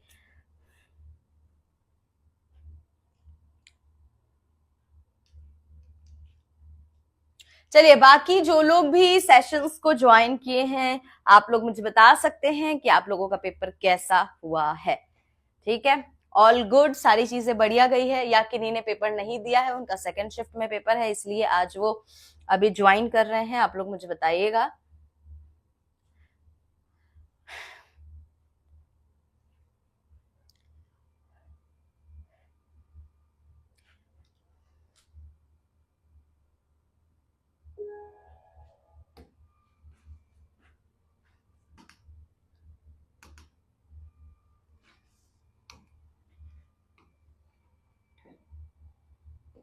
आइए गाइस, क्वेश्चंस पे थे हम, ठीक है। तो फ्रिक्वेंटली जब ये बंदा ट्रैवल कर रहा है तो ऑब्वियस से रीजंस है कि ये ब्रांच को विजिट नहीं करेगा, तो सारी चीजें ये ऑनलाइन कर रहा है, बैंक्स के पोर्टल से, बैंक के वेबसाइट से। Now coming to the question, की क्वेश्चन क्या पूछ रहा है, which banking services is mister Ravi using in the above case study. तो इस केस स्टडी के अकॉर्डिंग कौन सा यहाँ पर जो है बैंकिंग की सर्विसेज लिया जा रहा है, किसके द्वारा, मिस्टर रवि के द्वारा। 4 ऑप्शन है, mobile banking, internet banking, corporate banking या एटीएम बैंकिंग। तो इसका गाइस करेक्ट आंसर क्या हो जाएगा, इसका करेक्ट आंसर हो जाएगा इंटरनेट बैंकिंग, क्योंकि बैंक्स के वेबसाइट पे जा रहा है, बैंक्स के पोर्टल पे जा रहा है, ना कि मोबाइल का इस्तेमाल कर रहा है, ठीक है। तो करेक्ट आंसर यहाँ पे क्या हो जाएगा, इंटरनेट बैंकिंग। तो इसी तरीके से आपको क्वेश्चंस एग्जाम में देखने को मिलेंगे। तो सबसे पहले आपने केस स्टडी को बढ़िया तरीके से पढ़ना है, समझना है केस स्टडी को, एक एक की पॉइंट्स को पकड़ना है, एंड देन आप इस तरीके के क्वेश्चंस का आंसर्स करेंगे, ठीक है ना। चलिए दूसरा केस स्टडी पे आते हैं। Anita, a small business owner, has defaulted on her loan payments to a bank due to economic challenges in her industry. तो इकोनॉमिक चैलेंजेस की वजह से अनीता जो एक स्मॉल बिजनेस ओनर है वो डिफॉल्टर बन जाती है। डिफॉल्टर का क्या मतलब है? जिन्होंने अपने ईएमआई को टाइमली नहीं पे किया तो उनका अकाउंट यहां पर गाइस एनपीए हो गया है। रीजन क्या था? क्योंकि उनकी इंडस्ट्री में चैलेंजेस देखने को मिल रहे थे। नाउ अब आपसे क्वेश्चन क्या पूछ रहा है? क्वेश्चन आपसे पूछ रहा है according to the principle of genuine default. तो गाइज ये किस तरीके का डिफॉल्ट है? तो ये जेन्यून डिफॉल्ट है क्योंकि इसको बिजनेस लॉस हुआ है। तो ये जो डिफॉल्ट होता है वो टेम्पोररी डिफॉल्ट होता है। Genuine default short period of time के लिए होता है, because of the personal setback हो गया, जॉब लॉस हो गया, इस तरीके की जब सिचुएशंस आती है। यानी कि बोरोवर यहां पर अमाउंट को रीपे तो करना चाहता है बट अभी उसका ये सिचुएशन अलाउ नहीं कर रहा है, इसे हम जेन्यून डिफॉल्ट बोलते हैं, राइट। तो यहां पर क्लियरली लिख रहा है according to the principle of genuine default and appropriate bank responses which of the following statement is true. अब आपके पास 4 यहां पर स्टेटमेंट लिखा हुआ है। अब आपसे पूछ रहा है कौन सा ट्रू है। तो ऑप्शन पे स्टेटमेंट 1 पढ़ेंगे, genuine defaults happen when the borrower intentionally avoid repayment despite having the capacity to pay. अब मैंने आपको क्या बोला था कि जेन्यून डिफॉल्ट में आपके सर्कमस्टांसेस ऐसे हो जाते हैं कि आप पे नहीं कर पाते हो, तो इंटेंशनली तो आप नहीं करते हो। ये विलफुल डिफॉल्ट के बारे में होता है, जेन्यून में ऐसा नहीं होता है, तो पहला स्टेटमेंट तो गलत है। ऑप्शन बी पे चलिए, in genuine default cases bank should immediately take strict recovery actions without considering the borrower situation. बिल्कुल ही गलत है। ये कब होता है? जब विलफुल डिफॉल्ट का केस आता है। ऑप्शन सी आते हैं, जेन्यून डिफॉल्ट्स इंडिकेट फ्रॉड और misuse of the borrowed funds by the customer. नहीं, ये भी आपका विलफुल डिफॉल्ट का है। लास्ट ऑप्शन पढ़िए, bank should take a customer oriented approach showing care and concern as setbacks are often temporary and retaining such client is essential। तो correct answer क्या हो जाएगा? Option number D. तो इस तरीके के भी केस स्टडी आपको देखने को मिलते हैं, ठीक है। चलिए नेक्स्ट पे चले, आइए नेक्स्ट केस स्टडी पे चलते हैं। क्वेश्चन को पढ़िए, XYZ is a leading commercial bank that focus on the retail banking services. It provide various products such as saving accounts, current account, debit credit card, personal loan, home loan, and digital banking services. The bank has recently launched a new mobile banking app to attract the young customers and improve the customer convenience. Rahul, a salaried employee, opened a saving accounts in XYZ Bank. He also applied for a personal loan for his sister's wedding and uses the bank's credit card for daily purchases. Rahul prefers online banking for most of his transactions. On the other hand, a small shop owner in the same area also uses XYZ Bank for the business loan and overdraft facility. ये आपका एक case study था, not a छोटा case study but simple case study है। Now coming to the question की question क्या पूछ रहा है यहाँ पे, Which of the following best describe retail banking as per the XYZ bank services? तो आपको बताना है कि कौन सा यहाँ पर रिटेल बैंकिंग की सर्विसेज को बेस्ट तरीके से डिस्क्राइब कर रहा है। 4 ऑप्शंस दिख रहे होंगे। Banking services provide to a large corporation only. अगर आप इस केस स्टडी को समझ रहे हो तो आप क्लियरली ये चीज देख सकते हो कि ये जो बैंक की सर्विसेज है किस तरीके के क्लाइंट को दिया जा रहा है। तो लार्ज कॉर्पोरेशन को तो नहीं दिया जा रहा है। Banking services offered to the individual customers like Rahul. Banking focused only on the international trade and banking services limited to the government organization. तो क्या होगा? सीधा सा करेक्ट आंसर इसका क्या हो जाएगा? Option number B. तो गाइस जब केस स्टडी आपके एग्जाम्स में आते हैं ना, बहुत टफ नहीं होता है, लेकिन पढ़ना उसको थोड़ा सा लेंदी होता है क्योंकि केस स्टडीज थोड़े लेंदी आते हैं। बट अगर आपको समझ में आ जाता है केस स्टडी तो उसके क्वेश्चंस का आंसर्स करना आपके लिए एज अ केक वॉक हो जाएगा, बहुत आसान हो जाएगा, ठीक है ना। चलिए नेक्स्ट पे चलते हैं। चलिए नेक्स्ट केस स्टडी आपका क्या कहता है, सेम ही नेक्स्ट केस स्टडी है। अब इससे रिलेटेड आपको एक और क्वेश्चन करना है। तो Rahul prefers to use XYZ bank's online banking. This feature fall under which modern form of the retail banking. अब क्योंकि राहुल प्रेफर कर रहा है ऑनलाइन बैंकिंग की सर्विसेज लेना, तो क्या आप बता सकते हो कि ये कौन से बैंकिंग सर्विसेज को अवेल कर रहा है? ठीक है, तो 4 ऑप्शन है, virtual internet banking, corporate banking, offshore banking या ट्रेजरी ऑपरेशंस। तो ये यहाँ पे ऑनलाइन अगर सर्विसेज ले रहा है तो इसका मतलब है वर्चुअल और इंटरनेट बैंकिंग की सर्विसेज यहां पर ली जा रही है बाय राहुल। तो ऑप्शन ए यहां पे क्या हो जाएगा guys? Option A is the correct answer of this question. चलिए आगे चलते हैं नेक्स्ट क्वेश्चन की तरफ।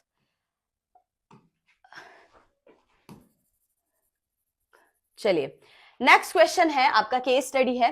अ new generation private sector banks is enhancing its retail banking operation to improve efficiency. It has decided to outsource certain non-core activities like ATM management and credit card processing while retaining control over a key operation such as customer relationship management and liability product. अब सीधा कह रहा है कि एक new generation का private sector bank है, ठीक है, उसको अपनी ओवरऑल रिटेल बैंकिंग के ऑपरेशन को एनहांस करना है, जिसकी वजह से इसने कुछ नॉन कोर एक्टिविटीज जैसे कि एटीएम्स वगैरह, ये नॉन कोर एक्टिविटीज है, आउटसोर्स कर दिया, यानी किसी थर्ड पार्टी, थर्ड कंपनी को हायर करके उनको प्रोवाइड कर दिया कि आप उसको मैनेज करो। रेस्ट जितने भी इनके कोर ऑपरेशंस थे वो खुद इंटरनली मैनेज कर रहा है, जैसे कस्टमर रिलेशनशिप मैनेजमेंट और liability product. The bank has also centralized its customer data. Bank ने अपने कस्टमर डेटा को क्या कर रखा है, सेंट्रलाइज रख रखा है, ठीक है। Ensuring that the information related to the saving account, personal loan and credit or debit card is accessible across all the departments to provide seamless services and boost cross selling opportunity. ठीक है, अब आपको समझ में आ रहा होगा कि ये क्वेश्चन किस तरीके का पूछा है। डेटा सेंट्रलाइज्ड है, सारे कस्टमर्स का डेटा इजिली एक्सेसिबल है to all the department and it is good for cross selling. So now coming to the question, what kind of implementation model is used when only specific non-core activities are outsourced? तो क्या होगा इसमें correct answer? चार options आपको दिख रहे हैं।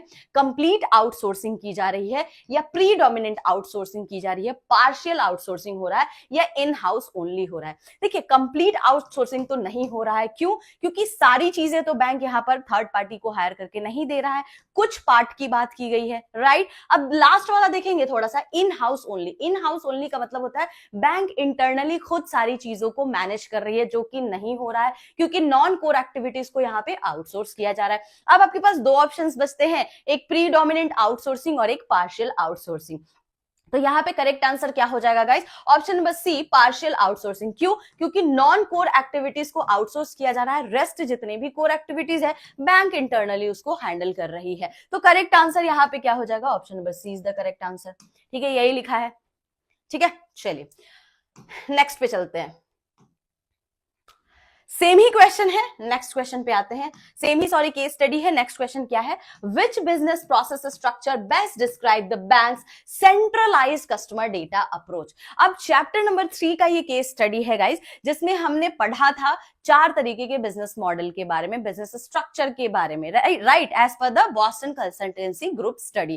तो कौन सा ये बिजनेस प्रोसेस स्ट्रक्चर के बारे में बात कर रहा है, जहां पे कस्टमर्स को डेटा को सेंट्रलाइज्ड किया जा रहा है? बहुत बड़ा हिंट यहाँ पे दिया गया है आपको। चार ऑप्शन है, हॉरिजेंटली ऑर्गेनाइज्ड मॉडल, दूसरा है प्रीडोमिनेंटली हॉरिजेंटली मॉडल, तीसरा है vertically organised model and last one is the predominantly vertical model. तो करेक्ट आंसर क्या होगा? कस्टमर्स के डेटा को सेंट्रलाइज्ड किया गया है, वर्टिकल ऑर्गेनाइज्ड मॉडल। और एक और हिंट क्या दिया गया था आपको? New generation private sector banks.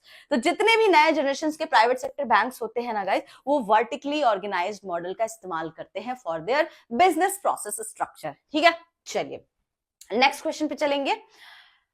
Next question है आपका, PQR Bank is working on improving its retail banking strategy. The bank has decided to categorize its branches based on their business potential. Some branches are designed as a resource center. Question को ध्यान से पढ़ेंगे। Design किया गया है as a resource centre focusing on high value customer and specialised retail products, while others are classified as profit center. दो तरीके के सेंटर यहाँ पे आपको देखने को मिल रहे हैं। एक तो आपको रिसोर्स सेंटर देखने को मिला, दूसरा प्रॉफिट सेंटर की बात कर रहा है, और जनरल सेंटर जिसको बोलते हैं, depending on the business opportunities in those area. And this structure model allow the bank to target a specific customer group with focused marketing strategy. ये आपका एक केस स्टडी है। Now coming to the question कि which business model is PQR Bank primarily using? क्योंकि यहां पर अपने retail banking के स्ट्रेटजी को इंप्रूव करने के लिए PQR बैंक क्या कर रहा है? यहां पर ब्रांचेस को अपने डिवाइड कर रहा है। कैसे? In a resource centre, profit centre, general centre. तो हमने किस में इसको पढ़ा था? कौन से अप्रोच में इसको पढ़ा था? कौन से मॉडल में इसको पढ़ा है गाइस? क्लासिफिकेशन बेस्ड अप्रोच इसको बोलते हैं। सेगमेंटेड अप्रोच इसको बोलते हैं, ज्योग्राफिक बेस्ड अप्रोचेस बोलते हैं, या प्योर हॉलिस्टिक अप्रोच बोलते हैं। तो इसको हम बोलते हैं सेगमेंटेड अप्रोच। और जितने भी पब्लिक सेक्टर बैंक्स होते हैं वो सेगमेंटेड अप्रोच का ही इस्तेमाल करते हैं, यानी कि उनका एक अपना रिसोर्स सेंटर होता है, प्रायोरिटी सेंटर होते हैं, जनरल सेंटर होते हैं, प्रॉफिट सेंटर होते हैं। तो इसके हिसाब से ब्रांचेस को हम क्या करते हैं, यहाँ पर डिवाइड करते हैं, ताकि ओवरऑल रिटेल बैंकिंग की स्ट्रेटजी को हम इंप्रूव कर सके। ठीक है, तो इसका करेक्ट आंसर क्या हो जाएगा guys, option number B is the correct answer of this question. ठीक है, चलिए आगे चलते हैं। छोटा सा केस स्टडी है। John who is visually challenged visit his local bank branch to inquire about the banking facilities available to him। तो मैंने आपको ये क्वेश्चन पढ़ाया था जब कौन सेविंग अकाउंट को ओपन कर सकता है, राइट। तो उसमें हमने देखा था कि अगर कोई विजुअली चैलेंज्ड पर्सन है तो हम उनको किस तरीके की सर्विसेज देते हैं, आरबीआई ने क्या क्या रिक्वायरमेंट्स एंड गाइडलाइंस लाए हैं, वो सारी चीजें मैंने आपको बताया है। तो नाउ अब यहां पर एक केस सिनेरियो है कि एक जॉन है, विजुअली चैलेंज्ड बंदा है, वो लोकल बैंक ब्रांच में विजिट करता है इंक्वायर करने के लिए कि उसको किस तरीके की बैंकिंग फैसिलिटीज दी जाएगी। ये आपका एक छोटा सा केस स्टडी। नाउ इससे रिलेटेड एक क्वेश्चन है कि according to the regulations and guidelines what should the bank provide to John. तो जॉन को यहां पर क्या क्या प्रोवाइड किया जाएगा। तो चार ऑप्शंस है, only access to the basic account services, option B assistance with the cash withdrawal and checkbooks issues, option C all banking facilities including ATM access, locker facilities, checkbook issuance and cash withdrawal assistance, and option D only ATM access and a limited cash withdrawal assistance। guys क्या होगा correct answer. तो मैंने आपको बताया था as per the RBI rules and guidelines हम किसी भी तरीके से कस्टमर्स के साथ डिस्क्रिमिनेशन नहीं कर सकते हैं, कास्ट, क्रीड, जेंडर किसी भी तरीके से नहीं कर सकते हैं। तो यहां पर बंदा विजुअली चैलेंज्ड है, डजंट मैटर, हम उनको वो हर एक सर्विसेज देंगे जो हम एक नॉर्मल क्लाइंट को, नॉर्मल कस्टमर्स को प्रोवाइड करते हैं। तो ऑप्शन सी यहां पे क्या हो जाता करेक्ट आंसर। यहां पे आपके बेसिक अंडरस्टैंडिंग को देखा जा रहा है गाइस इस तरीके के केस स्टडी में। तो हम यहाँ पे क्या करेंगे, सारे बैंकिंग की फैसिलिटीज प्रोवाइड करेंगे अपने कस्टमर्स को। ठीक है, चलिए option C is the correct answer. आइए एक और केस स्टडी करते हैं। XYZ bank recently launch premium banking services for its HNI यानी कि या HNW आप बोल सकते हो, high net worth client. The service include, ये सर्विस में क्या क्या आ रहा है, special term deposit products with a higher interest rate and concert services, second housing loans for home improvement and decor, priority banking counters and premium credit card offering launch access and exclusive rewards। अब ये ना question आपको आ रहा है Maslow theory से guys. ठीक है, तो ये जो केस स्टडी है इसमें क्लियरली लिखा है कि एक XYZ बैंक है, रिसेंटली उसने कुछ प्रीमियम बैंकिंग सर्विसेज को लॉन्च किया है और ये आपके कुछ जो है सर्विसेज के नाम लिखे हैं। Now coming to the question की क्वेश्चन क्या पूछ रहा है आपसे कि which need is being addressed here as per the Maslow hierarchy. तो कौन से नीड को ये एड्रेस कर रहा है। मैं जब मास्लो नीड हायरार्की थ्योरी आपको पढ़ा रही थी तो मैंने आपको हर एक नीड्स के हिसाब से आपको प्रोडक्ट्स के बारे में बताया था और बोला भी था कि याद कर लेना। फिजियोलॉजिकल नीड बेसिक नीड होता है, ठीक है। तो क्या ये बेसिक नीड दिख रही है आपको, बताइएगा मुझे। सेफ्टी नीड, सेफ्टी नीड में क्या होता है, आप यहाँ पर financial growth, sense of stability की बात करते हो, तो क्या यहाँ पे हम इस तरीके के प्रोडक्ट्स दे सकते हैं। सोशल नीड, सोशल नीड में लव एंड बिलोंगिंग्स की बात की जा रही है, तो आप यहाँ पर होम लोन, कार लोन ले सकते हो, तो क्या ये वो बात की जा रही है। या स्टीम नीड, स्टीम नीड में क्या होता है, हम सेल्फ रिकॉग्निशन एंड रेस्पेक्ट की डिमांड करते हैं, तो कहाँ पे आप दे सकते हो इस तरीके के प्रोडक्ट। तो ऑफकोर्स हम यहाँ स्टीम नीड में इस तरीके के प्रोडक्ट्स देते हैं, ठीक है। तो यहाँ पर special term deposit, second housing, priority banking counters, ये सारे किसके आपके नीड्स में आते हैं, किसमें आप अपने सर्विसेज देते हो, तो स्टीम नीड में इस तरीके की सर्विसेज अपने कस्टमर्स को देते हो, ठीक है। तो ऑप्शन डी यहाँ पे क्या हो जाएगा guys, correct answer of this question. आइए नेक्स्ट पे चलते हैं। देखिए XYZ bank launched a mobile banking apps offering instant fund transfer and a bill payments. Initially the app had a low downloads क्योंकि ये इंट्रोडक्शन स्टेज में है, ठीक है। But after 6 months of advertising and customer promotions, downloads and active users increase rapidly. तो यहां पर ना ग्रोथ साइकिल की बात की जा रही है, ठीक है। The app has now reached break even and started generating profit through transactions, fees and premium features. The bank also observed that the consumer awareness is high and customer feedback is helping the app improve further. हमने ये चीज पढ़ी थी, 4 तरीके के यहाँ पर आपने पढ़े होंगे, एक स्टेजेस पढ़े होंगे। पहला था इंट्रोडक्शन स्टेज, फिर आता है आपका ग्रोथ स्टेज, फिर आता है आपका मैच्योरिटी स्टेज एंड देन आता है आपका डिक्लाइन स्टेज, राइट। तो ये 4 तरीके के जो है हमने स्टेजेस पढ़े थे, ठीक है, लाइफ साइकिल में। तो यहाँ पे इसी से रिलेटेड आपको केस स्टडी दिया है, तो चलिए इससे क्वेश्चन क्या पूछ रहा है वो हम देख लेते हैं। तो क्वेश्चन आपसे गाइस यहाँ पे ये पूछा जा रहा है, विच stage of the product life cycle in this case is talking about. तो कौन से यहाँ पर स्टेज की बात की जा रही है। तो यहाँ पर पहले क्या बोला जा रहा है कि XYZ बैंक ने एक मोबाइल बैंकिंग ऐप को लॉन्च किया है, ठीक है, जिसमें आप देखोगे कि स्टार्टिंग में काफी ज्यादा लो डाउनलोड्स किए गए थे, क्योंकि वो इंट्रोडक्शन स्टेज में था, ज्यादा अवेयरनेस नहीं थी। धीरे धीरे आप देखोगे 6 मंथ के बाद जब एडवर्टाइजमेंट हुआ, कस्टमर्स को अवेयरनेस हुआ, तो वो स्टेज ऐसा था जहां पर काफी सारे कस्टमर्स ने इसको डाउनलोड करना स्टार्ट किया। तो धीरे धीरे जो है यहाँ पर ग्रोथ होना स्टार्ट हो गया उस प्रोडक्ट का, नॉलेज बढ़ने लगा एंड उसके बाद ऐप ने एक ब्रेक इवन पॉइंट को रीच किया, यानी कि ग्रोथ रेट को रीच किया, जहां पर प्रॉफिट अब अर्न होना स्टार्ट हो रहा था। तो बेसिकली यहाँ पर क्वेश्चन पूछ रहा है कि आप बताओ कि कौन से प्रोडक्ट लाइफ साइकिल के बारे में इसमें बात की जा रही है। तो करेक्ट आंसर क्या हो जाएगा, ग्रोथ स्टेज की ही तो बात की जा रही है, क्योंकि क्लियरली यहाँ पर ब्रेक इवन पॉइंट की बात की जा रही है। रीच कर गया ब्रेक इवन पॉइंट, तो वो कब होता है, ग्रोथ स्टेज के केस में होता है। तो यहाँ पे करेक्ट आंसर क्या हो जाएगा guys, option number B is the correct answer of this question. चलिए, Mr. Arun Mehta, a successful business owner, has assets worth ₹30 crore. High net worth individual है ये। चलिए, he wants to plan his investment, ensure tax efficiency and set up a trust for his children future.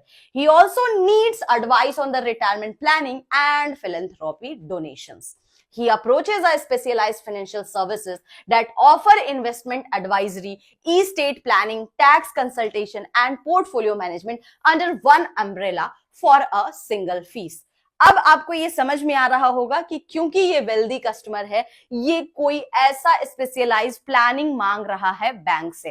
तो अब सवाल क्या पूछ रहा है उसको जरा देखेंगे कि कौन से financial services is mister Mehta availing from the specialised adviser. तो किस तरीके की सर्विसेज यहाँ पे ली जा रही है, क्योंकि वेल्दी कस्टमर की बात हो रही है गाइस। यहाँ पे 4 ऑप्शंस आपको देखना है, रिटेल बैंकिंग नहीं, कॉर्पोरेट बैंकिंग नहीं, पर्सनल लोन की services, wealth management. Option C is the correct answer. इस तरीके के भी केस स्टडीज आपके एग्जाम्स में आ रखे हैं, ठीक है। तो इस तरीके से आपको सॉल्व करना है, समझ के क्वेश्चंस को। हमेशा आपको जो इंपॉर्टेंट पॉइंट्स है ना गाइस, चलो यहां तो मैंने हाईलाइट कर दिया है आप लोगों के लिए, लेकिन एग्जाम में आपको खुद इस चीज को एनालाइज करना होगा। कैसे करोगे, जब बार बार लगातार आप इसकी प्रैक्टिस करोगे, ठीक है ना। चलिए आइए आगे चलते हैं। Rahul, a director of a company, is under investigation for the financial misconduct related to willful default. willful default क्या होता है, जानबूझकर किया हुआ डिफॉल्ट, यानी कि कस्टमर्स के पास पैसे हैं लेकिन उनका इंटेंशन नहीं है, मैलाफाइड इंटेंशन है यहाँ पर, इसलिए वो डिफॉल्टर बन चुके हैं। यहाँ पर बैंक क्या करती है, थोड़ा स्ट्रिक्ट एक्शंस भी लेती है, यहाँ पे पेनल्टी भी लेती है बैंक यहाँ पर, ठीक है। तो यहाँ पर क्वेश्चन क्या कह रहा है, यहाँ पर स्टेटमेंट क्या कह रहा है, he is accused of diverting company funds for the personal loan.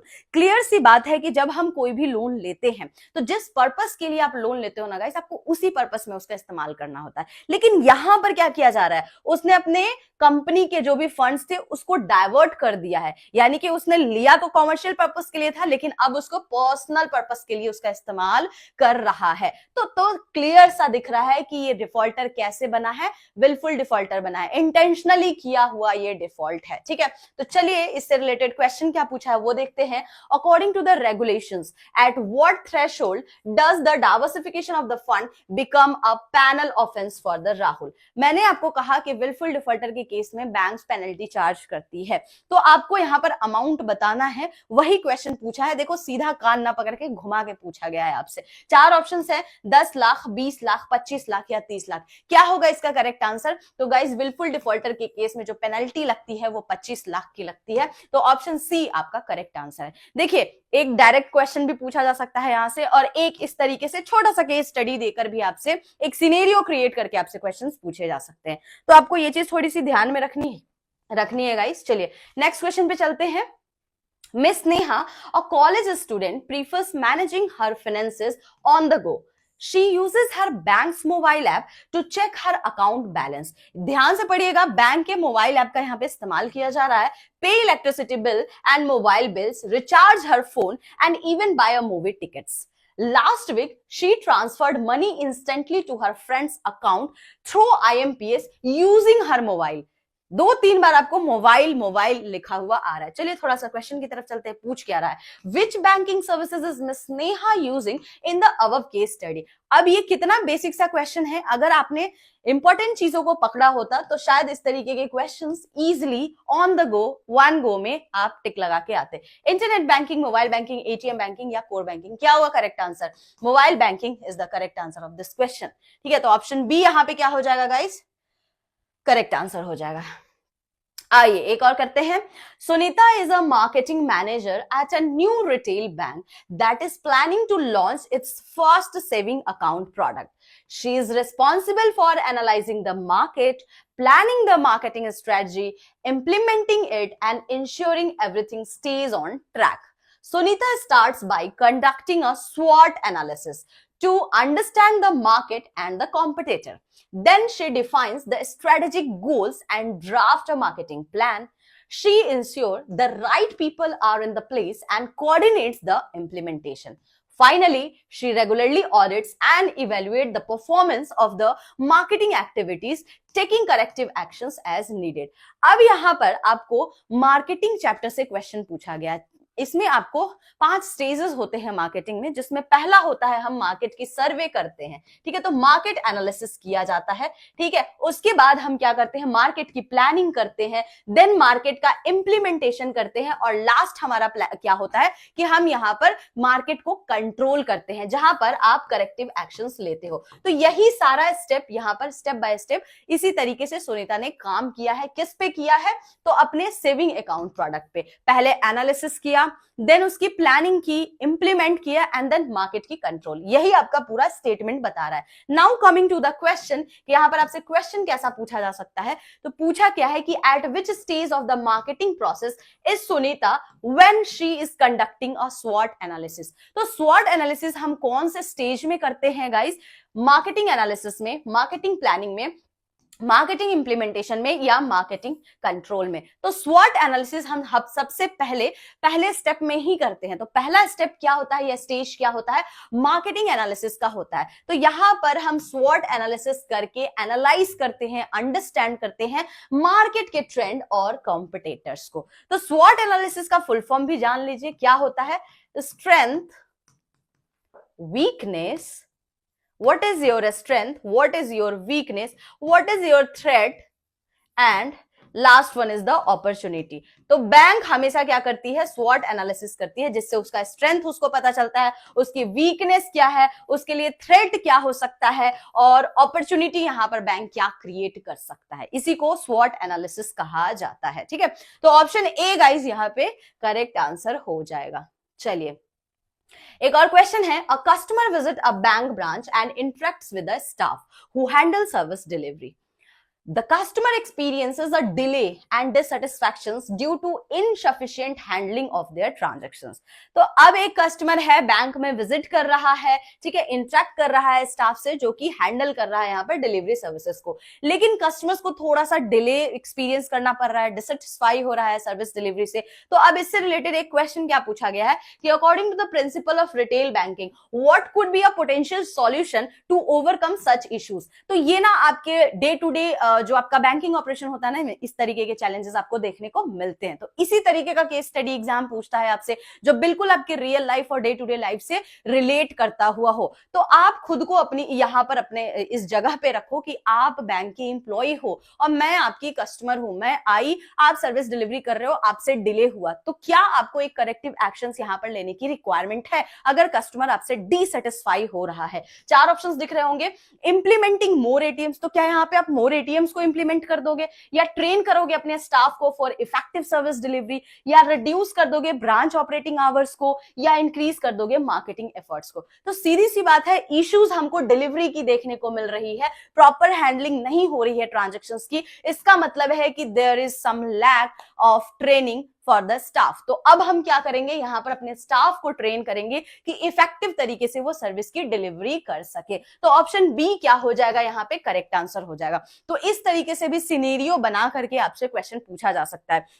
जब भी गाइस केस स्टडी आएगा ना, हमेशा अपने आप को उस बैंक के एम्प्लॉय के पास रखो जो क्वेश्चन में पूछा जा रहा है, ठीक है, और सामने आपका कस्टमर है। अब आप सोचो कि आप क्या करोगे जब इस तरीके के इश्यूज आएंगे, या अपने आप को टॉप मैनेजमेंट पे रख के देखना एंड फिर डिसाइड करना कि अगर मैं टॉप मैनेजमेंट पे होता और इस तरीके के इश्यूज आते तो मैं कौन कौन सा करेक्टिव एक्शन यहां पर ले सकता था, या मेरा पहला स्टेप क्या होता।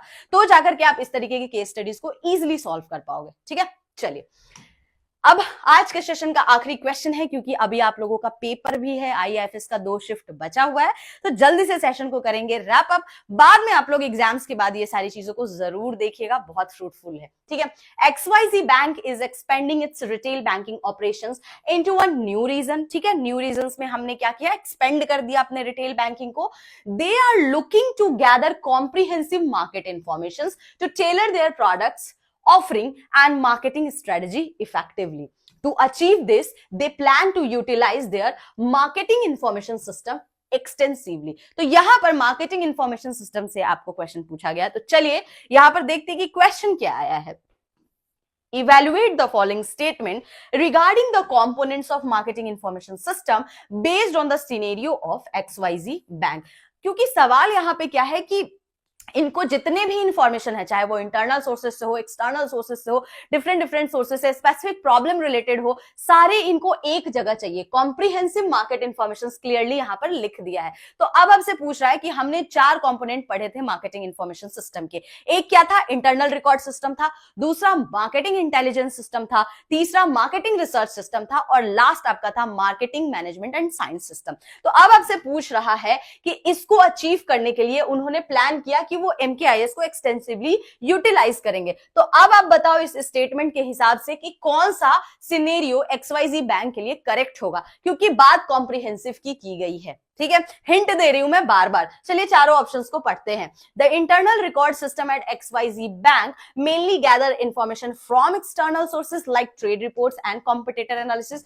सबसे पहले तो ये स्टेटमेंट ही गलत है। इंटरनल रिकॉर्ड सिस्टम से आप हमेशा इंटरनल डेटा को यहां पर जो है क्या करते हो, एनालाइज करके रखते हो। इंटरनल जैसे सेल्स डेटा हो गया, ठीक है, आपका कैश फ्लो क्या है, अकाउंट्स किस तरीके से है, उसके बारे में यहां पर देखते हो। तो ये आपका स्टेटमेंट गलत है। स्टेटमेंट बी पे चलते हैं। The marketing intelligence system eight XYZ bank focus only on analysing the banks internal daily transactions data. ये गलत है। यहां पर हम एक्सटर्नल सोर्स से डेटा को कलेक्ट करते हैं, ठीक है, जैसे कि आपका ट्रेड रिपोर्ट हो गया, कॉम्पिटिटर एनालिसिस हो गया। चलिए, and third one is the marketing research system eight XYZ bank store past transactions detail and the customer account history. नहीं, मार्केटिंग रिसर्च सिस्टम में हम एक स्पेसिफिक मार्केट के प्रॉब्लम्स पे ज्यादा फोकस करते हैं और उसको रेक्टिफाई करने की कोशिश करते हैं यूजिंग सर्वे, ठीक है। तो हम यहाँ पर कस्टमर्स की सर्वे करते हैं, ठीक है, फील्ड विजिट करते हैं, फील्ड सर्वे करते हैं। तो ये भी स्टेटमेंट आपका गलत है। तो लास्ट ऑप्शन पे चलते हैं। The marketing management and science system eight XYZ bank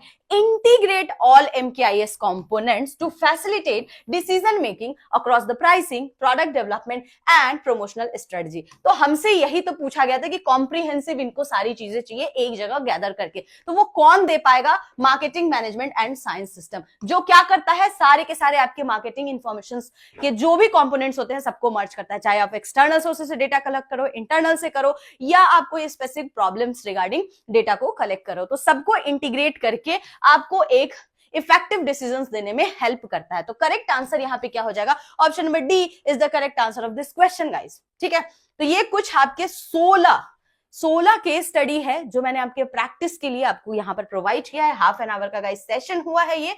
आप लोगों को जब आपके AFM का पेपर खत्म हो जाएगा, पूरे 16 केस स्टडी को अच्छी तरीके से प्रैक्टिस करना है, तभी जाकर के आप एक्सपर्ट बन पाओगे और तुरंत पकड़ पाओगे कि क्वेश्चन में पूछ क्या रहा है, ठीक है। केस स्टडी से डरना नहीं है, बहुत इजी केस स्टडी आता है, बहुत टफ भी नहीं आता है, ठीक है। चलिए, इसके अलावा किन्हीं को भी रिवीजन करना, तो 9 तारीख के बाद आप सब लोग फ्री होने वाले हो।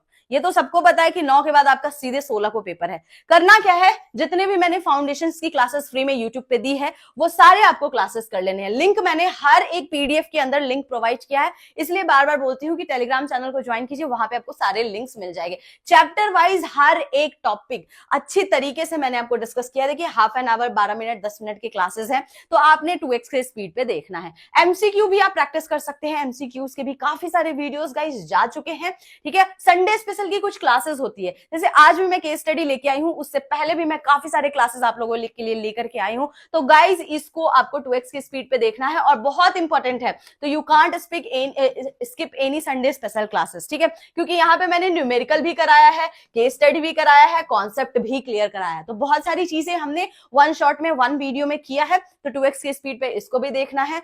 इसके अलावा पीवाईक्यू गाइस, पूरा पीवाईक्यू 2023 से लेकर के जो मई 2025 तक आया है, वो सारे पीवाईक्यूज मैंने आपको प्रोवाइड कर दिए हैं, तो आपने इसको देखना है। इसका मैंने मैराथन भी आप लोगों के लिए लगवा दिया है। सून आपका मई 2023 का एक रह गया है, वो भी आ जाएगा, वो भी यहाँ पर एड ऑन हो जाएगा। तो आप देख सकते हो अक्टूबर 2023 का मैंने पूरा पीवाईक्यू करा दिया है, जून का करा दिया है, नवंबर 2024 और मई 2025। तो इसी तरीके से आपका मई 2023 का भी आ जाएगा। सारे को 2x के स्पीड में एग्जाम से पहले देख के जाना है। This is very important. PYQ नहीं देखा तो क्या देखा, तो पीवाईक्यू देख के जाना है आपको। ठीक है, ये 20 मोस्ट रिपीटेड क्वेश्चंस है गाइस, जो बार बार आपके एग्जाम्स में 3-4 बार आपको पूछे गए हैं। तो उस तरीके के क्वेश्चंस मैंने आपको कराए हैं, कुछ 21 कराए हैं मैंने। यहाँ पर आपको एक जो है एड ऑन कराया था मैंने क्वेश्चन, तो आपने इसको पढ़ के जाना है। ठीक है, इसके अलावा मेरा मैराथन सेशन स्टार्ट हो चुका है, मिनी मैराथन 500 का। ठीक है, तो 500 एमसीक्यू का मैंने मैराथन सेशन आप लोगों के लिए स्टार्ट किया है। एक कल जा चुका है मैराथन सेशन, तो जाकर के उसको देखिए, 1 घंटे का आपका सेशन हुआ है। तो हम लोग 500 क्वेश्चंस को करने वाले हैं गाइस, मोर देन सफिशिएंट है अगर आप आरबीडब्ल्यूएम के पेपर को देने जा रहे हो। तो ये 5 दिन का मैराथन सेशन लगातार चलेगा। आप लोग आइए, ज्वाइन कीजिए, लाइव सेशंस को देखिए, कोई डाउट होगा तो आप लोग जरूर पूछिएगा। तो मैराथन सेशंस को देखना ना भूले, हर दिन शाम 7 बजे आएगा। संडे को आपको पता है 12 बजे मेरी क्लास होती है।